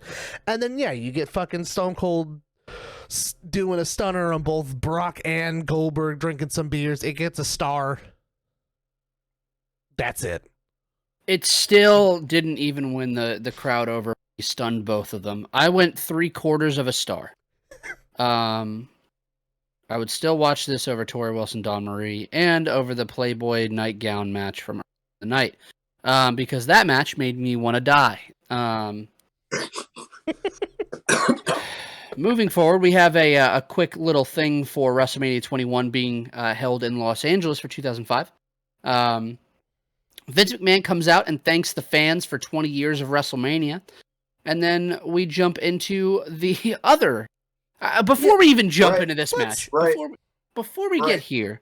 I feel the same way, Casey. I feel the Can same we just fucking talk way. about the fact that Vince McMahon comes out and says something nice for once? He's just like, hey, I was like, I appreciate you motherfuckers, and then leaves. Cortland. I just had a feeling he was just about to fuck everybody over. I was like, he's talking a lot of nice shit. Something bad about that. We're gonna restart the Brock Lesnar Goldberg match. So we had covered it prior, and I'd make him go back out there. We've talked about this to where Vince has audibly said on a SmackDown, I don't give a fuck about you.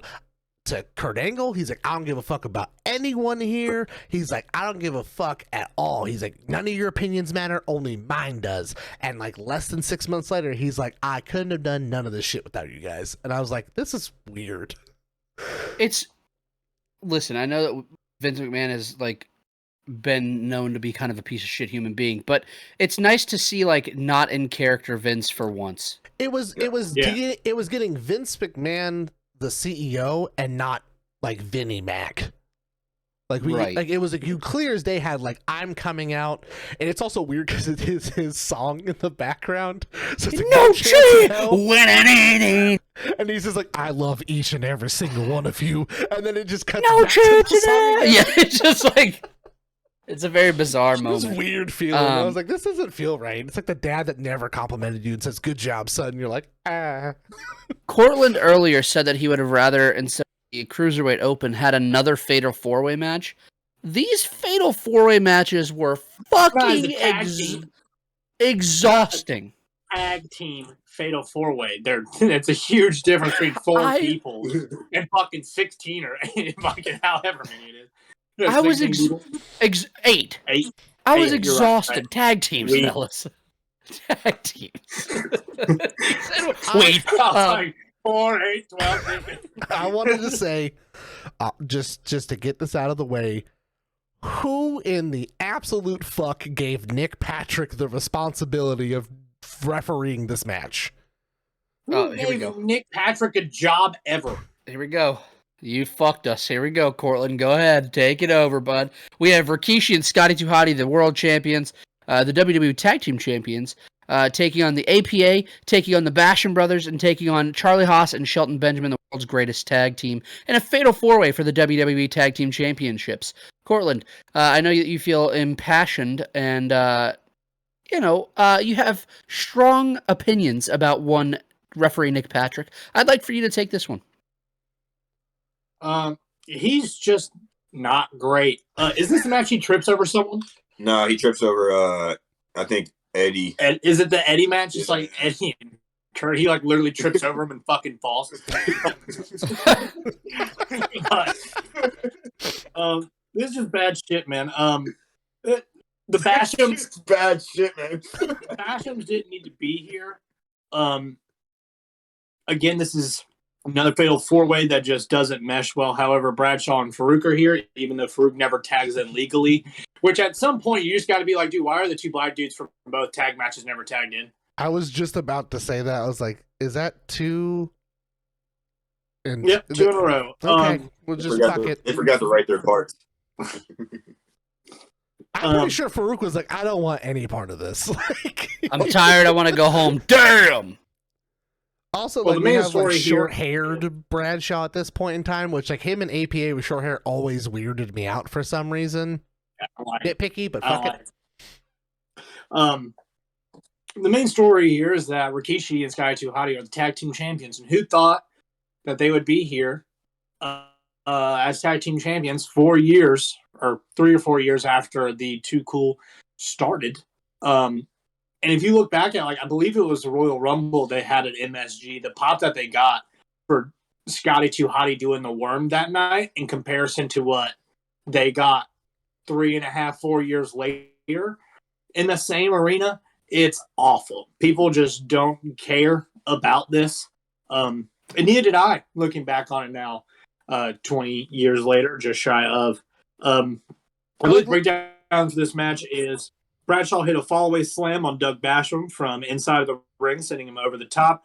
Basham crashed into Hash and Benjamin on the floor. Bradshaw hit a clothesline from hell. And Rikishi hit the Samoan drop on Bradshaw. Rikishi walked over to Danny Basham, sat on him, and won the match for his team at 6 minutes and 1 second. This match is a solid 2.25 stars. I give, I don't know, almost a quarter star for every participant. Thanks for showing up to work. But like, you didn't work that great. Post match though, you, like I said, you get the Too Cool dance, and it just doesn't do well. I feel like the whole segment in total is probably like 11, 12 minutes of just more eating at time, and it's just not what anyone wanted out of tag team championships at WrestleMania. Old Pat. 2 stars. I don't give a shit about this, but it wasn't a bad match. I'm not going to act like it was horrible. It was better than the other one, in my opinion. That's why I was laughing earlier when Ethan was like, why are you guys laughing? Because you said that the other one, the other Fatal 4-Way, was worse. And I was like, damn, I rated that one higher. But yeah, I mean, either way, I mean, it is what it is, dude. They killing time. They didn't need to have this on here at all, but you guys needed to pay motherfuckers, so that's what happens. Ethan. 2 stars. Don't need to waste any of my breath talking about it. Casey. It gets 1.5 stars. It gets the same as the last one. The Basham brothers weird me out. I just want to throw that out there. Hey, man, I know won't what it lie, is. dude. Bashams, when I was a kid, I for some reason liked the fucking Bashams. I had their action figures. That's the weird part. So growing up, I was SmackDown through and through, and I actually liked them then. But like watching back now, I'm like, they're just fucking weird. Like They look very weird. There's something about it. I don't know if it's like the Danny uncanny and Doug. valley thing Danny about and it, Doug where like, Basham. they look like too much alike. Where I'm just like, this is kind of weird. But like, yeah, I just fucking why, dude. And then like, why are we having 2 Fatal 4-Way tag matches where both teams retain? Buddy, we got to keep it going, bud. That's the fucking point. Can't flip the belts today, buddy. But if you don't flip the belts, then there's no one in line to go against them.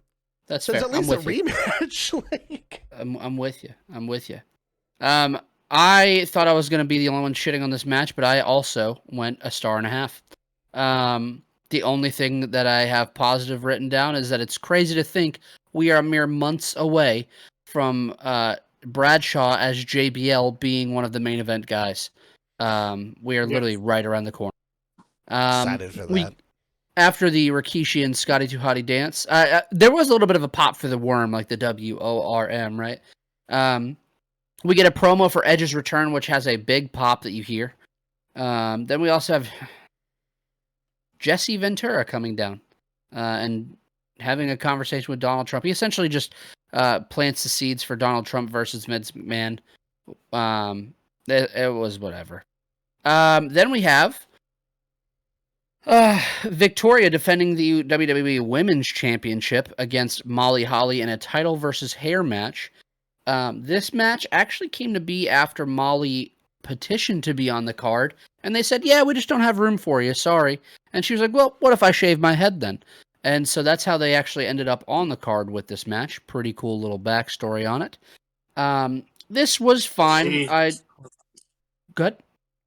Just Jesus Christ, man. That's all I gotta say. That's it. We had Terrible. to fight to get this on here where we have. You said I'm getting that fucking check. I don't give a fuck. We have two fatal 4-way tag matches, a fucking 10-man clusterfuck cruiserweight match, a 15-minute Goldberg Lesnar match. Let's not take away from that. And they're looking at the sheet going, we can't fit you guys in anywhere. You know what? Fuck it. 5 minutes if you shave your head. Like, that's what happened. 5 minutes if you shave your head. It was fine, man. I just don't think it had enough time to breathe. Victoria counters a Widow's Peak attempt from Molly into a backslide to retain. Then you have Molly fighting, gets Victoria out, gets her in the chair, then can't turn the clippers on. Then she gets knocked out after getting her face slammed on a table, then gets her head shaved. This was a 2-star match. I enjoyed their try to make it great, but they just didn't have the time for it. Pat. I gave it 2. I gave it 2.25. I didn't hate the match. I did hate everything that happened after the match. I was that whole sequence with like her getting her head shaved. That shit was mad uncomfortable, man. Like they had her like tied into the chair and shit. Yeah, like, the barber. What did King say? And he was like, "Oh, is that a vibrating chair?" Yeah, you have fucking just the mad barber uncomfortable. in the background going, Horny as fuck Yeah. this whole time. Like, yeah. At one point, he's holding on to one of the arm straps of the chair, and he's like, "Oh, it's the fucking chest." The shit. So weird. Casey. I don't know if it's because like they only had the 5 minutes, but I feel like they were like getting into that they were getting into that spot at the finish, and like the ref was like, you got 2 seconds. Like he was like, the finish felt so abrupt that it didn't make any sense to me. And then yeah, the fucking shaving of the head, I don't want to spoil anything, but it goes on aggressively too long. Normally you shave a little bit of someone's head and they go, ah, and then everyone leaves and they deal with that shit afterwards. No, they did it out on the fucking ramp. They're like, it's WrestleMania. Someone's gonna watch her awkwardly get tortured and Scalp her ass. Like, it's crazy. I give it a star. I gave it a star and 3/4. I feel like they were just doomed regardless. And like, yeah, it's fucked up to think like, oh my God, they had to fight to get this on here. And like, this is what they were given. This was it, my friend. Cortland. I gave it 2 stars. I hated the commentary in this match, per usual. King talked about panties for 3 of the 5 minutes in this match. Fuck, I forgot about that. It's just so painful, man. Like, I watch wrestling, obviously, all the time, and it's hard to watch this era with my fiance because who the fuck wants to listen to that? Like, that's just uncomfortable. The only redeeming thing is that King asked JR what his favorite type of panties are, and JR's response was, I prefer not to wear any underwear. Dude. And like King's like, no, that's not what I meant. And JR's like, yeah, fuck it, I like to wear drawers. It's the fucking greatest part. Hearing quotes out. We missed one earlier. Jerry said, Yeah, JR, that women's match earlier was a real slobber knocker. I provided the slobber, and they provided the,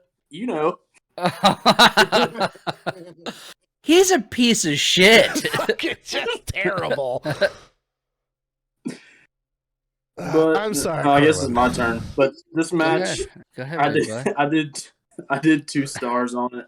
My thing is, if you only have 5 minutes for these women and you're going to do a head shaving, y'all are the biggest company in the world, man. You got to understand that it makes you look very fucking dumb that you made Molly shave her head for a 5-minute rushed, meaningless match. No one will ever say, man, let's go watch that match. Only thing people are going to remember from this, if they even do, I remember Molly got her head shaved, but did I say, oh, it was at WrestleMania 20 when she and Victoria fought with this at stake? No, I didn't. She just had her head shaved. Like, Yeah. 2 stars. And it sucks too because Victoria deserves that spotlight at WrestleMania, in my opinion. Victoria was always one of the best. She's great. She actually Molly got, too, man. Molly too deserved Victoria got Like, like a yeah, decent absolutely. pop coming out too. Like it was almost kind of like a, oh fuck, Yeah, like it was weird. So because these aren't Lord. divas that WWE hires; these are professional wrestlers that were living in the wrong era. I mean, you have these two women currently; they're running one of these companies, without a doubt. Yep. All right, you fellas. good over there, Ethan? Sorry, I'm still thinking about the slobber knocker thing. God damn it. We've officially made it to some good territory, y'all. Dude, he said awful shit Dude, all what the night. fuck did he say that had us both dying yesterday, man? I'll remember if I do remember. Let's see. I'll remember if I remember. I'll see if I have any quotes as I'm scrolling just to see. I know I took a few. I think I have one later, but man, Jim Ross, what a fucking guy. Anyway, we are at one of our main events. I found one of my quotes and it's in the next match. We get Eddie Guerrero defending the WWE Championship versus Kurt Angle. The promo package for this whooped ass. It was very, very good. Yes. I want to send this over to Ethan to discuss this.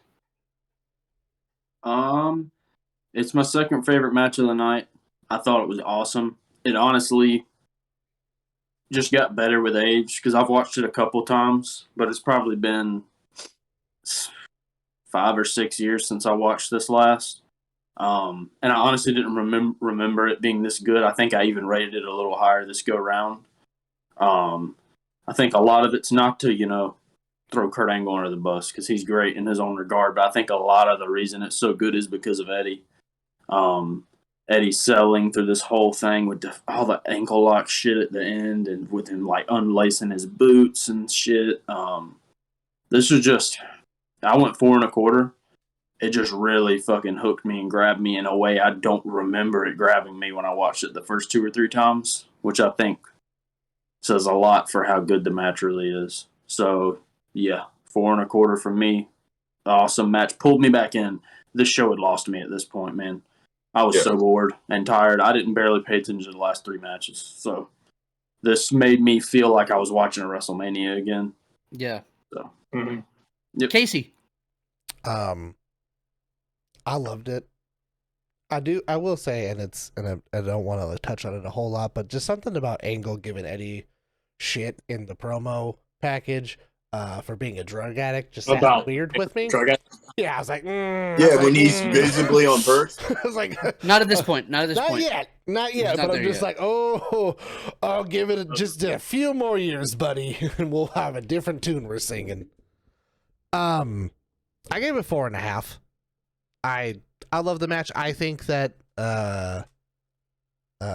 Eddie doing the boot thing, getting that boot off, is like the most Eddie thought process of like, how the fuck am I going to get out of this and getting the win.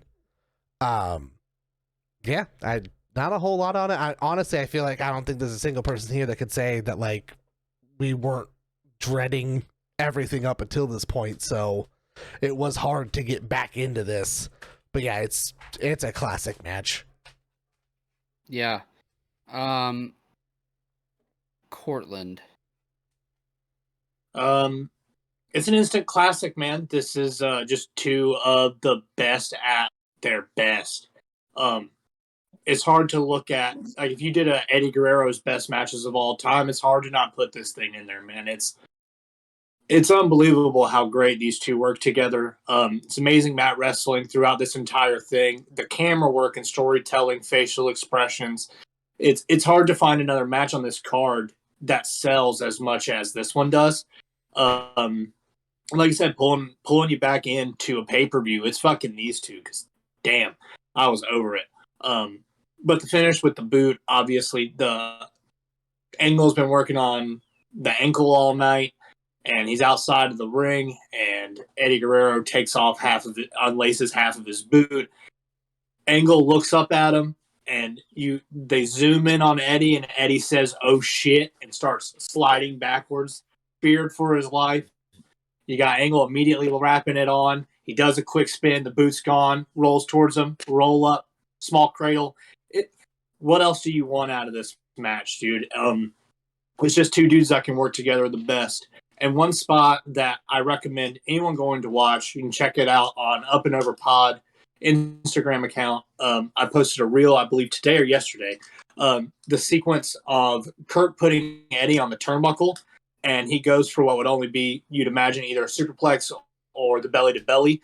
And he runs up, Eddie shoves him down the first time.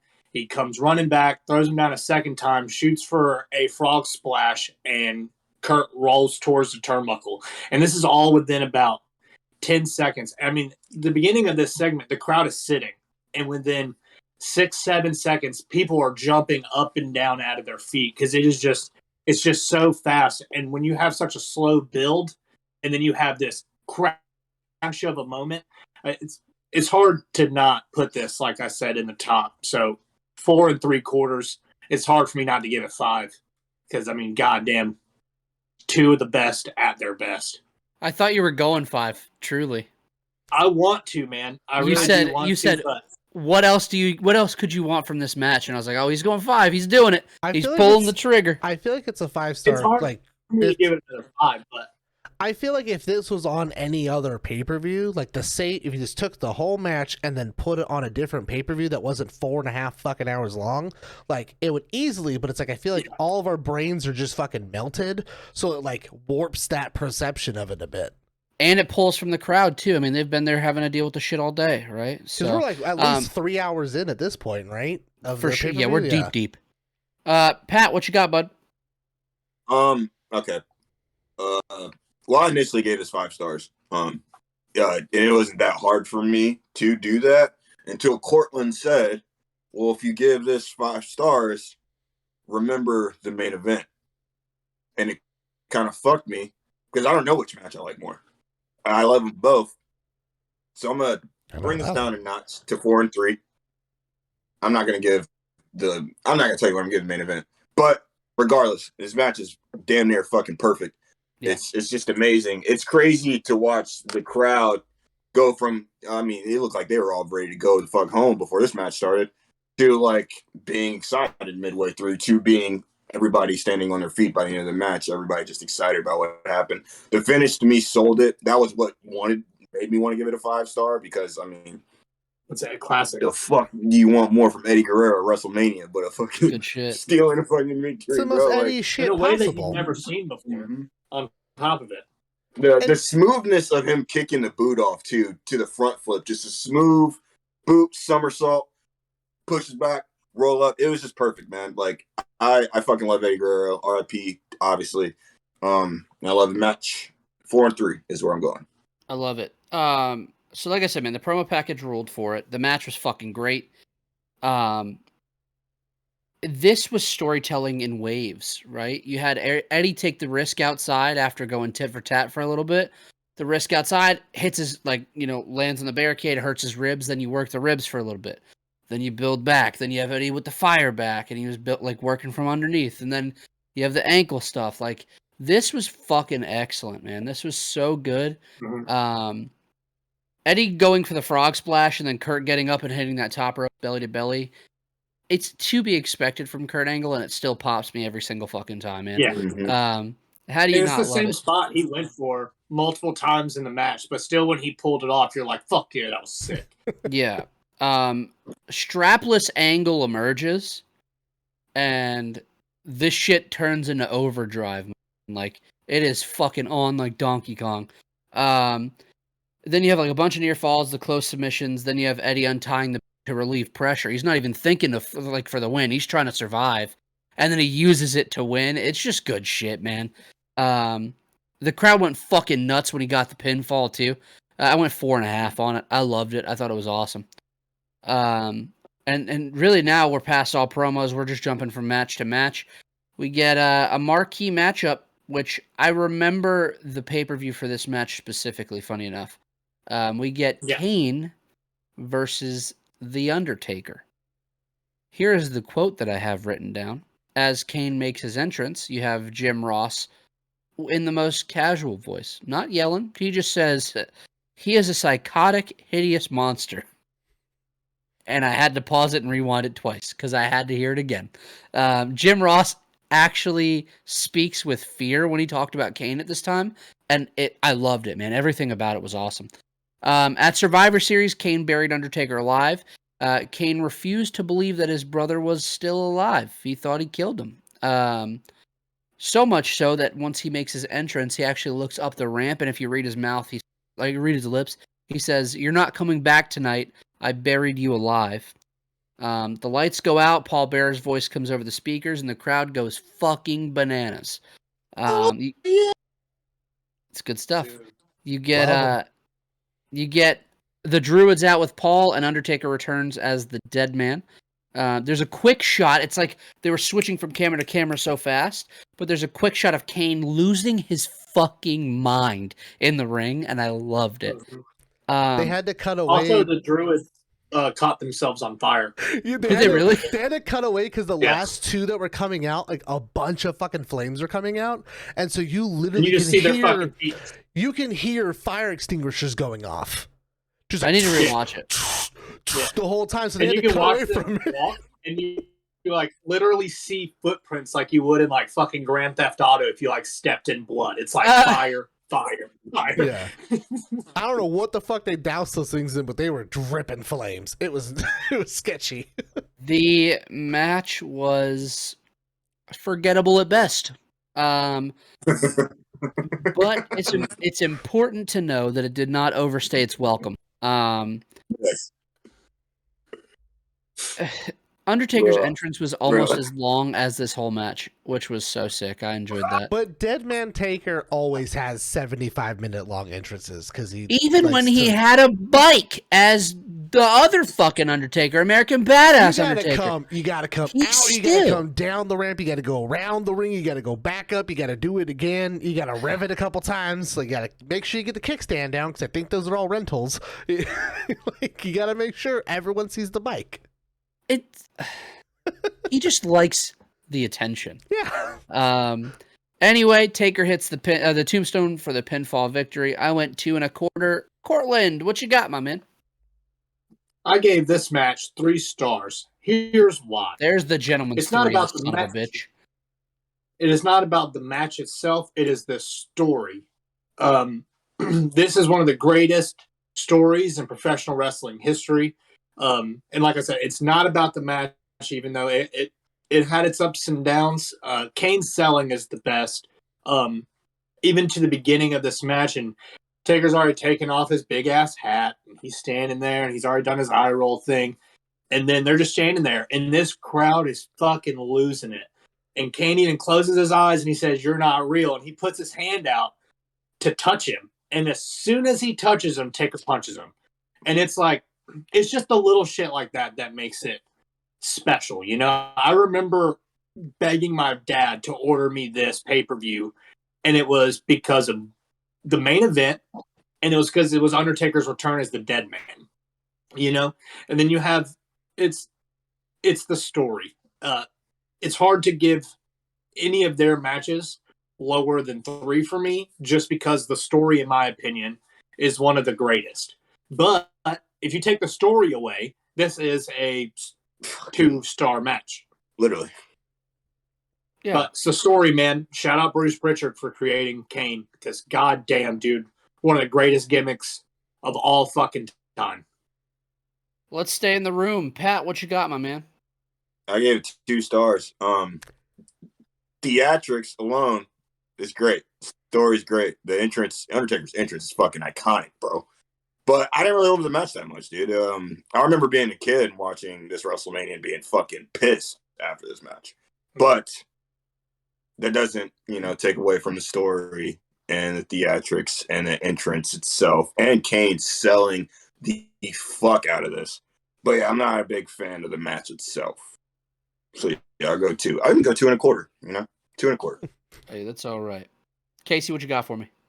I already had this up here, but this right behind my shoulder is a signed Paul Bearer 8x10. I love that man. I forgot that he comes back for this because like it's been a while since I've watched this whole pay-per-view. Really? So like I got really excited.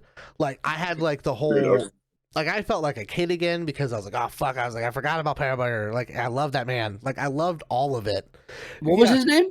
Paul Bearer. You didn't say. You just said I love. Because my tongue went into my throat. It just I swallowed it. Can I add something real quick? Mm-hmm. There's a moment, Chicks. You speaking about Paul Bearer made me think about it because there's a moment where he breaks character on the side of the ring. He doesn't mean to, but it was just such a ridiculous thing. Kane's going for an up and over on Taker, right? But he's not close enough to the ropes, so Undertaker essentially lands on his fucking head. And you look at Paul Bearer, and Paul Bearer just like lifts his arms up, like, what the fuck? And then just like realizes that's what he's doing, and just goes right back to like being Paul Bearer. He's like, Glenn, what the fuck, dude? Oh, I'm. I forgot. It might be controversial. I don't know. I think that out of all the matches we've watched covering these podcasts so far, this is probably one of the better matches that Kane has done. For sure. Minus the part that Pat just talked about where he almost kills Undertaker. I'm like, all that aside, I'm going to give it a 3.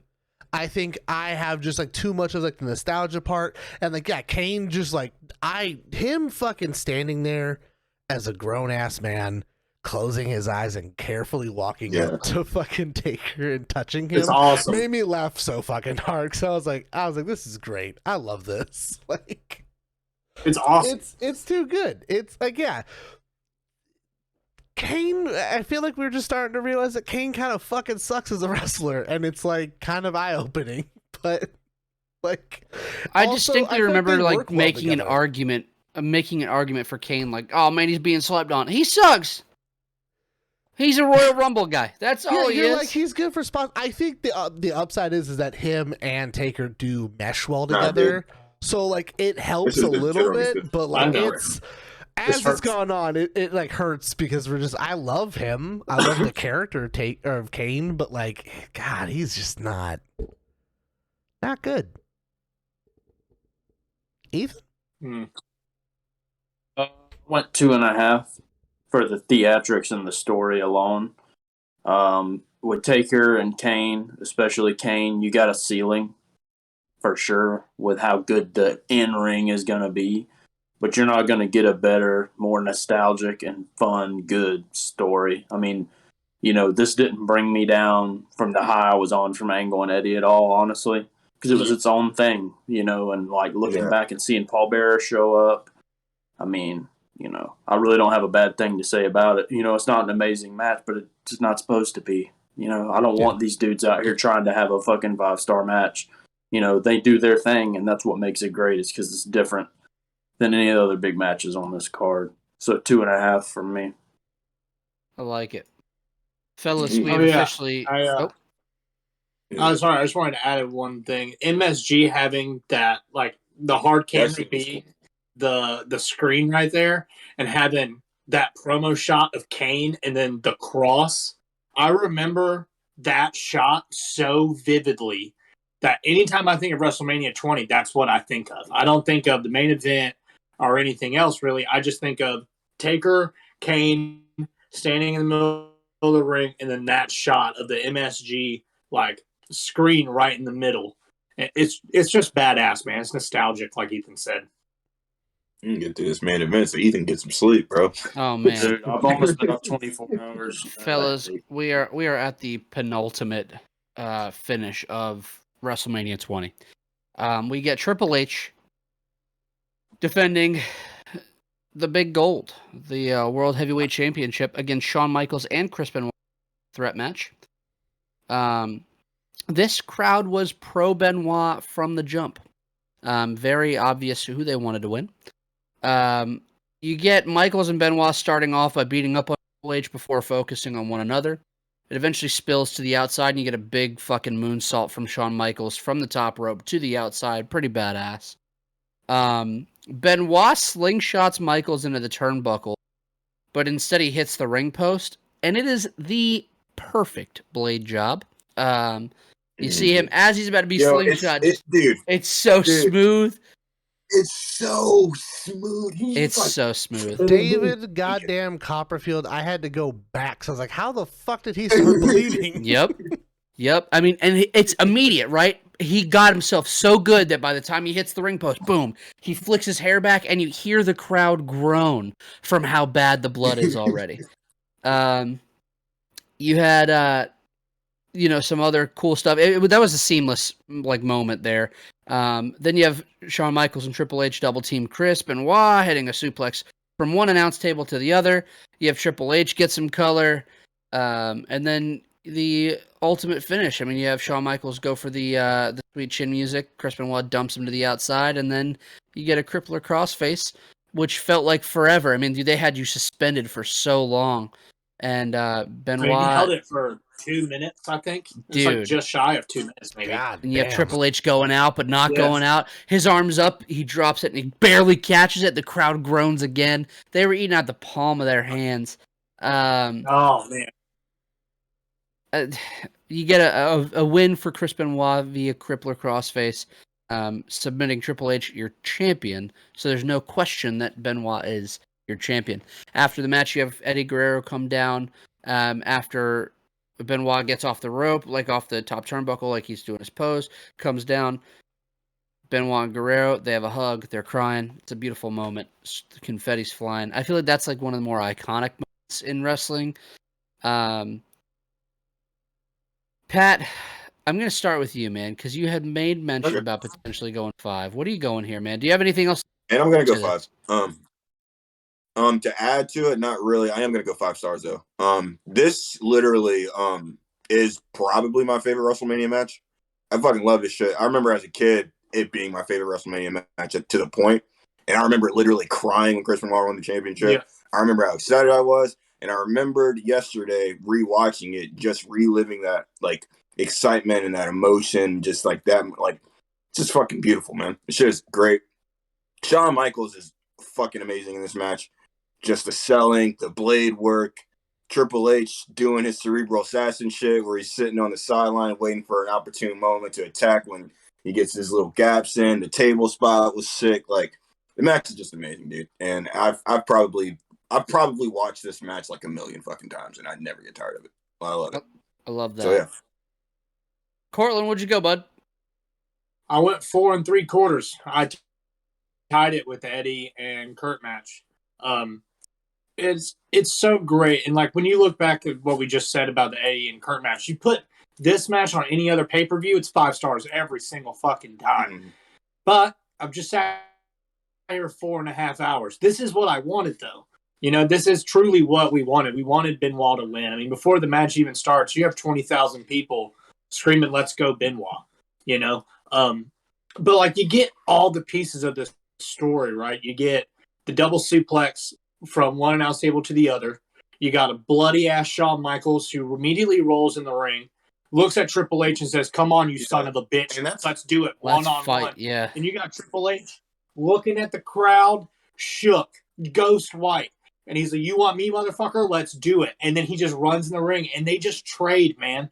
And this is this is everything everyone's wanted. It's finally the idea of Shawn, Triple H, main event of WrestleMania. Benoit's out of the picture, right?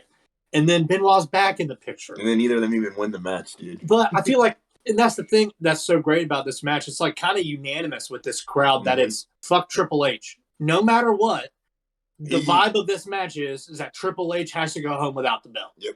Right? That is the consensus of this crowd. Everyone wants that.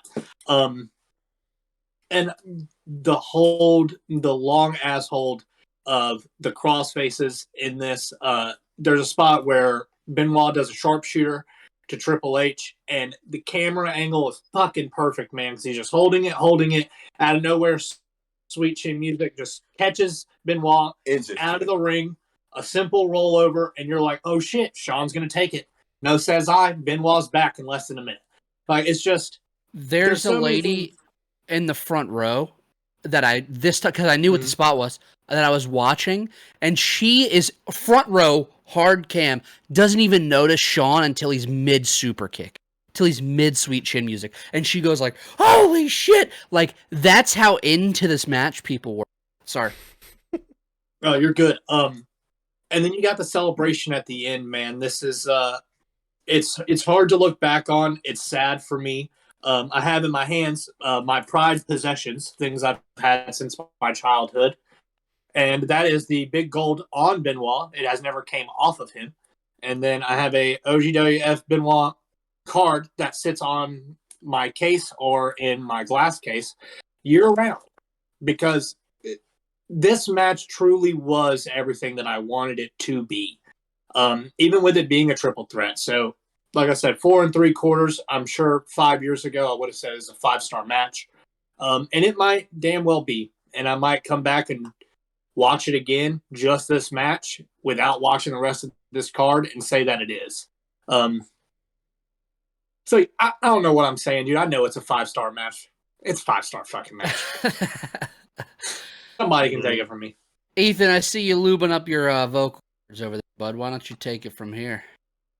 So this is definitely the best match I think we've covered since doing this podcast.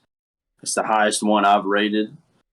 And like Pat said, it could be my favorite WrestleMania match. I don't know. I'm trying to think. That's another discussion. But I went 4 3/4 on it.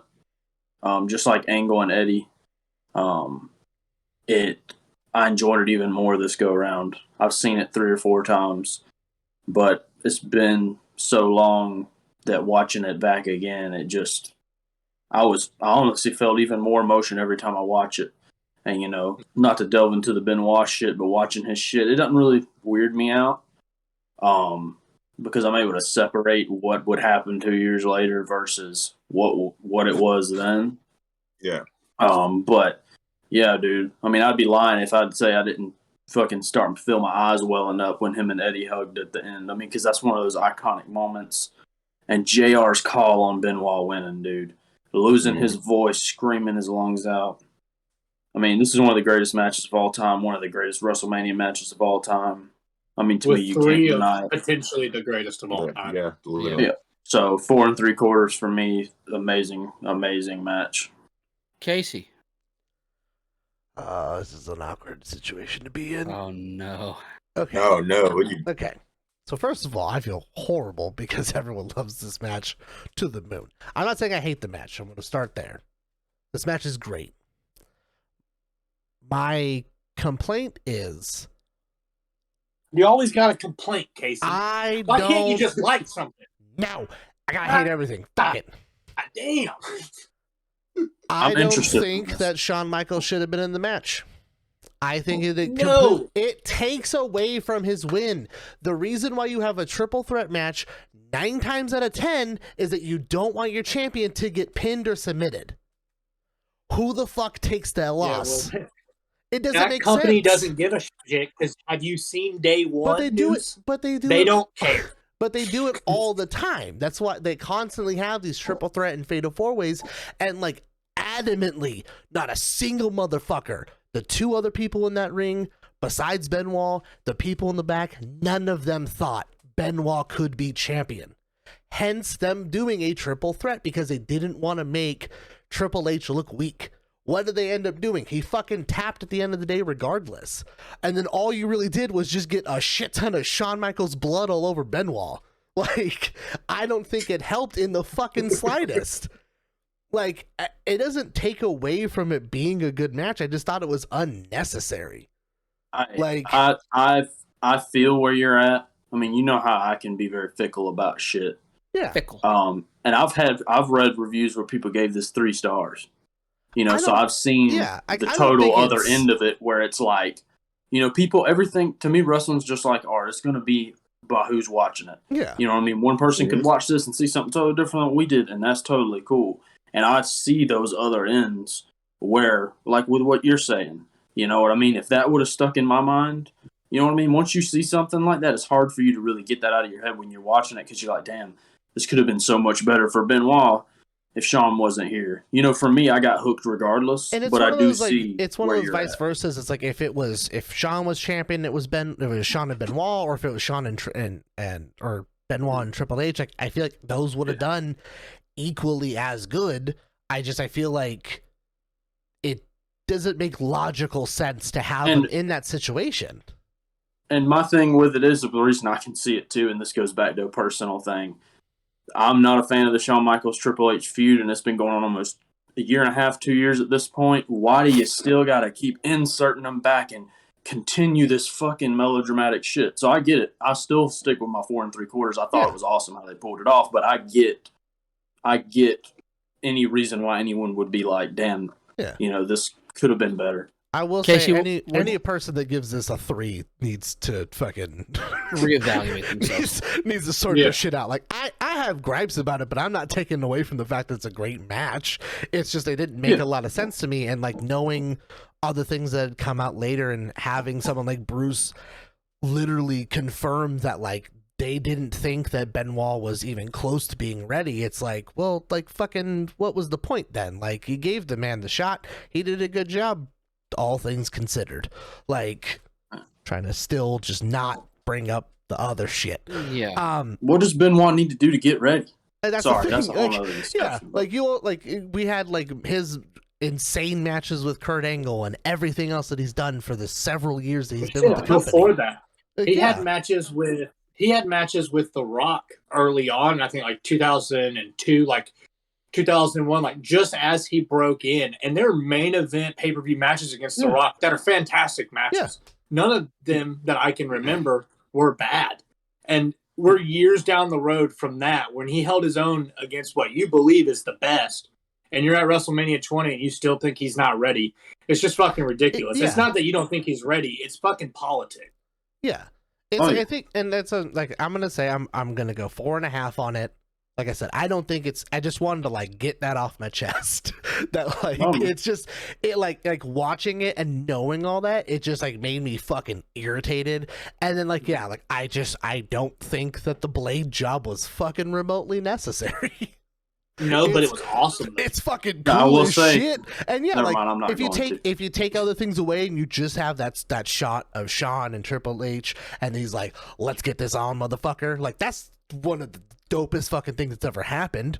But like, I just didn't think it needed to be in this. Yeah. I mean, half of what Shawn and Triple H do in their respective careers isn't necessary. Yeah. Let me learn y'all real quick. Y'all are coming at this the entire wrong way. Shawn Michaels gets added to this match because it makes it even more improbable for Chris Benoit to win this match. And here's why I say that. Triple H hits the pedigree on Shawn Michaels. Shawn Michaels is laid out cold. Who comes in and makes a save when he is literally ruled out of the match? They have medical, like they're calling for medical attention down to ringside for Chris Benoit. Who comes in and makes the save? Chris does. This is the Daniel Bryan story before Daniel Bryan happened. That's what this is. It's somebody who's improbable to win this match, overcoming an even larger obstacle. Let's do some Steiner math, man. 33 1/3 chance of winning here. Shawn Michaels knows he can't beat Triple H, so we're not even going to count that. And he still gets it done. Yeah. My first 5-star match on the Up and Over podcast. Yeah. Also another round, because this is, I believe, also Pat's first 5-star. This, for sure. Pat and I in sync today. Cortland took him a little bit to get there, but he got there. The trifecta, the Three Musketeers of the day. Well, come on up, bud. I just Dude, I'm in the same boat. Like, I don't know what the fuck I'm going to give 5 stars to. the unfortunate part about this match is knowing what happens with Chris in the next 2 years, and knowing that this match will not be celebrated nearly as much as it needs to be because of what he did as a human. It literally goes from being bigger than fucking Hulk slamming Andre to fully fucking fades to nothing. bury it under the building. Like I brought this up to Cortland yesterday because JR kind of touched at it, but this was his actual first match after he moved to Atlanta. Yeah. It's his first Really? match. And it's one of those things about Benoit that a lot of people didn't know. Like WWE thought that he would be more likable if he lived in the States, and they announced him from the States. So they moved him to Georgia because they thought he'd be more liked as an American than he would be a Canadian. Real shit. Because that's crazy. That had anything to do with his character. We were in pro-America times, bud. Yeah, So no, Chris Jericho, people love him. People love that he's Canadian. Chris Benoit, we hate you're American. We hate you're Canadian. Like, what is that? That makes no fucking sense, man. Yeah. It ruled. I feel like Shawn Michaels added so much flair to this match because there's moments where you were like, well, Benoit's out, so I guess we're back at this. And then Benoit builds that hope back up. I just think that you came at it a little wrong. And if you change the viewpoint of it, boom, and you make a 90-degree turn, I think you'll enjoy the match more. But you're just a cynical old piece of dog shit, so it's fine. That Batista turn. You know what, though? Can I say something? Go ahead, bud. I'm just so glad that it's Casey that the Shawn Michaels discourse is with and not me. Because I didn't say a damn You're a fuck when it comes to it, man. You are. What did I give this match? 4 3/4? Did I say a bad thing about it? You didn't. I love the match. You didn't. If only you guys knew the cause of my affect just then, the amount of times that I would be sitting there peacefully at the house, and then Ethan would just be like, yeah, fucking Shawn Michaels, the piece of dog shit. That's where it all comes from. Well, not to break your heart, Ethan, but I do believe that 2 out of my top 3 favorite WrestleMania matches both have Shawn in them. So, is it the Undertaker Shawn or is it Ric Flair Shawn? Yep. It's Undertaker Shawn. Undertaker Shawn 2? Undertaker Shawn 2 or 1? It's a hard toss-up. I'm going to have to go with 1, though. One fucking Because the rule. second one, it's fantastic, but it's a finisher fest. God, it's so good. I It's love fucking Flair and great, Shawn. dude. He almost kills himself. It's fucking unbelievable. He's like, oh, cameraman, catch me. Like, not great. Not All right, fellas. We've officially reached the end of the Reign of Terror. We've officially reached the end of WrestleMania 20, which is also the end of this week's Up and Over podcast. So if you guys are still here, we appreciate you guys tuning in and listening. For Pat, for Cortland, for the Bam Bam Bigelow impersonator, for Ethan, I'm Mike. Don't forget to follow us on Twitter at Up and Over Pod, on Instagram at Up and Over Pod. From there, you can find all of our socials. We also do live AEW Rampage recaps on the Up and Over YouTube. So feel free to check us out there as well. We do tweet links. And tell your friends about it. We'd love to get some more people in here. If you're listening on iTunes, please leave a 5-star review. It makes a huge difference for us, and we're easier to be found. So you guys enjoy your week. We will see you back here next week to discuss, who knows, some more pro wrestling.